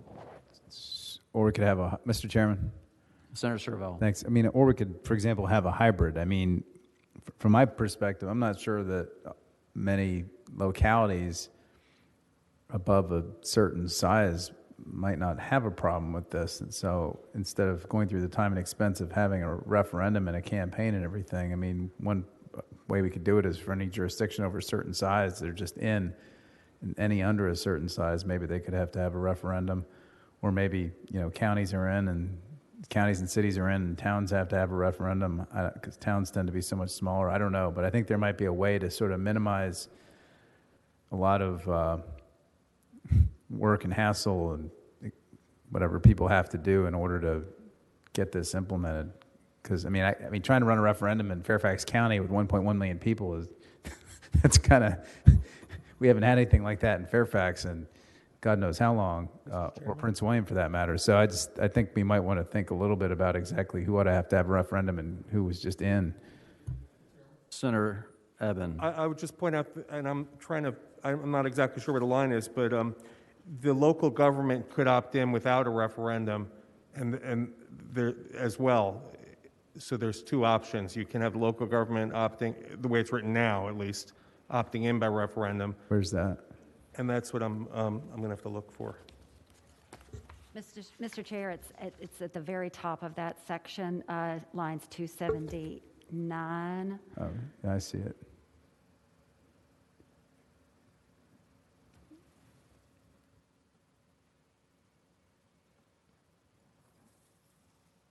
Oh, I see it. Hey, Mr. Chairman. Senator Servo. Right, so it appears that any jurisdiction over 1,000 can just do it by ordinance, and then anybody else, I guess if the people aren't happy with their local governing authority, they can do a referendum, I think is the idea, right? That is the idea. So, Mr. Chair, I just want to go back to my original question. Are we going to have a conversation about choosing to opt in versus opt out? Now's the appropriate time. Okay.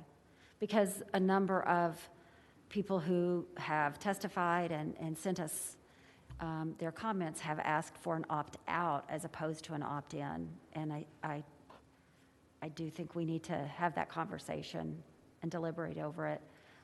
As was discussed a second ago, could end up disenfranchising the neighborhoods and communities where they have been most impacted by the current laws.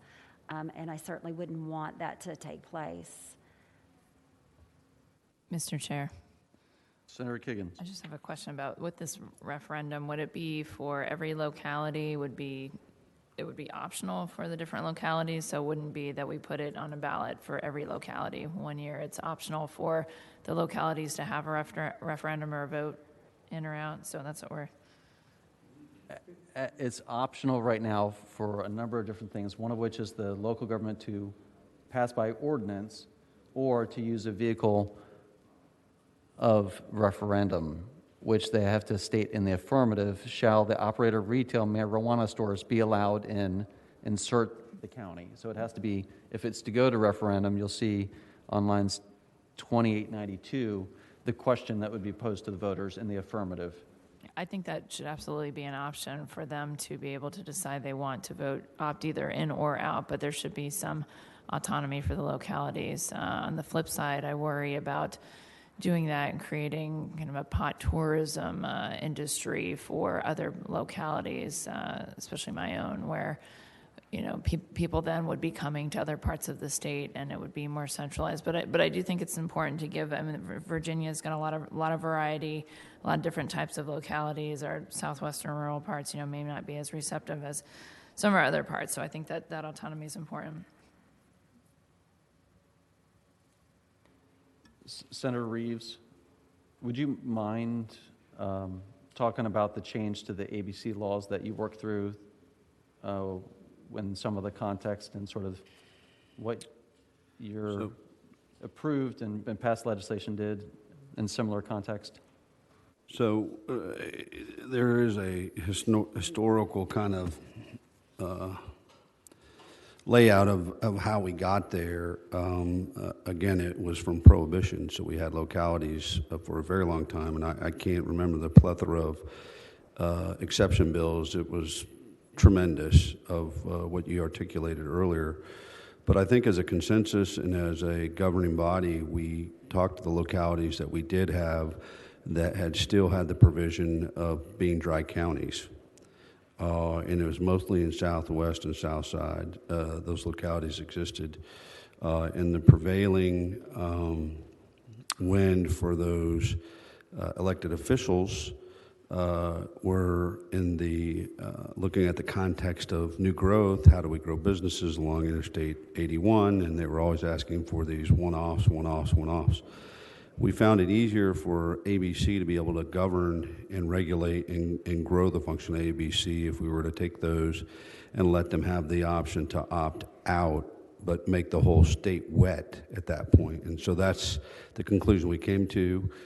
I didn't get one locality after we passed that legislation that ran adverse to that. This is a completely separate issue. We still have an issue with it being in conflict with federal law, and there's some issues that we haven't even taken up or talked about with regard to this issue. I don't know where the people's temperature is with regard to full legalization or recreational use of marijuana. I know last year when we debated the merits of medical marijuana, a lot of folks that were adamantly opposed to any marijuana have come around to that conclusion. I don't know where we are. So my suggestion to this committee is we have a little bit of time. We can explore the opt-in or opt-out, as Senator Boysko had mentioned. And I think you'll hear from some of your committees in VACO and VML ASAP. This is a huge issue for us.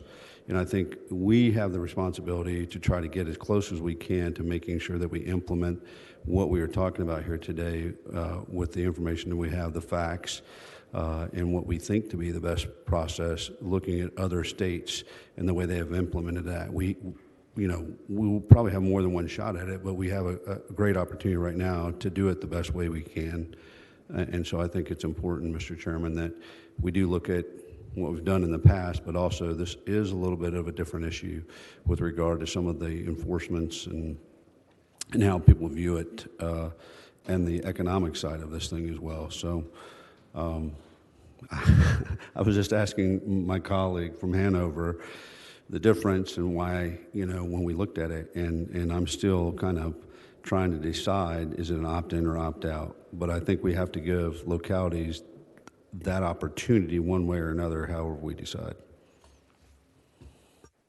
Thank you, Senator Reeves. Other discussion in regards to opt-in, opt-out, and there's probably, as Senator Serval suggested, an option or a hybrid option of maybe, theoretically you are opted in with the ability to opt out by ordinance as a default. That way it's an affirmative action of the board with then also an ability for a referendum process to overturn that framework through obviously the petition framework that's allowed in our law. So there could be a hybrid that maybe meets different concerns. I think Senator Boysko's concerns about creating pockets, as Senator Reeves, you pointed out, many of those counties have a town, and under this, a town, by a vote of 4 councilmen members, couldn't open it up. And so the effect of not having retail would be negated by having a concentrated town that has multiple stores lining up within that one town located within the county, right? So, Mr. Chairman, Senator Reeves. My comments also would be, we do have something very similar to this. It's not ABC, but it has to do with gun control. When we talk about there are certain localities within the Commonwealth where you can't carry certain firearms. Many don't know that, but we've talked about a few bills that have done that.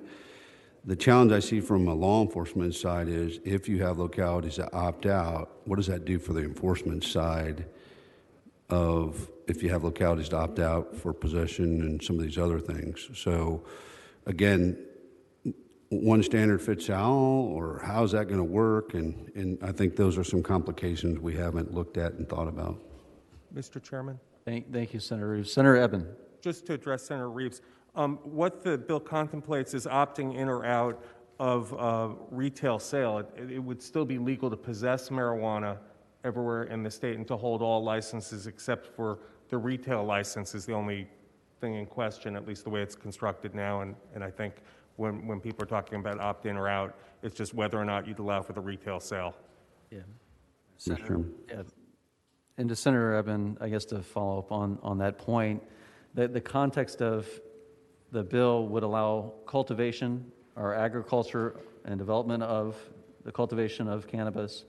It would allow for personal cultivation at your home within the same county and manufacturing, and theoretically, we need to make sure that there's no conflict with our medical marijuana process as well, which isn't necessarily highlighted in that we want to make sure that there's not necessarily harm to the additional 5 licenses or theoretical licenses as well. And so to Senator Reeves, to your point on enforcement, I think without doing it, you would encourage illicit market to potentially continue if you don't have a retail outlet, right? Because you could have personal grow enticed or industrial grow to entice where there's no market close by you. And so I think those are Someone's going to fill that void. Someone's going to fill that void. Those are sort of the pros and cons that this, I think, is a very important consideration of this committee, and probably outside of the regulatory structure, probably one of the most important ones. Outside of the public health and safety, obviously there's some really important ones, but this is certainly will have multiple impacts for years to come. Other comments as we wrap up. We're at 11:15. We've gone through I don't know, about 80 to 100 members of the public commenting this morning. We've identified some critical regulatory discussions to further up, some definitions to further up on, and certainly the referendum or local government context. I know for tomorrow we'll have also the local ordinances. I know some of that bleeds into judiciary, but certainly the context of whether or not we should have statewide elements in terms of, do you ban smoking on sidewalks and other places? Right now, I believe council, and you can correct me if I'm wrong, it allows solely for that to be picked up by local ordinance. And whether or not there's a state expectations or standard setter, Evan? There is in the bill right now a penalty on line 3897, whether or not it's the right penalty. But if you consume marijuana or a marijuana product in a public place, that is not allowed under the bill. Okay, thank you, Senator Evan. There's likely some other context for consideration of the committee in regards to home cultivation in condos and apartments. Certainly some guidance in terms of cannabis species that have less odor or other guidance may be helpful to inform, and or if we're going to do home cultivation within a structure, identifying some language in the bill that identifies safe practices, i.e. Humidity, not doing heat lamps, but LEDs or other safe practices, so we don't create the same issues of fires that have occurred in Colorado and other places by being proactive about safety if you're going to allow it, that I don't think are in the bill yet. Other items that the committee would like to focus in on tomorrow.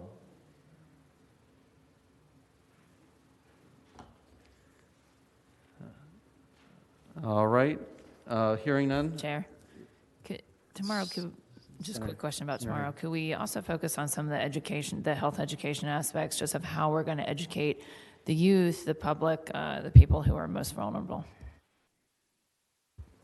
Certainly, Senator Kiggins, we can. And I believe one of the comments from AAA was the advanced advertising and public outreach, and I think that's I think some really good points to ensure that you're not just starting to educate the public when it becomes effective, but beforehand to lead up to that side.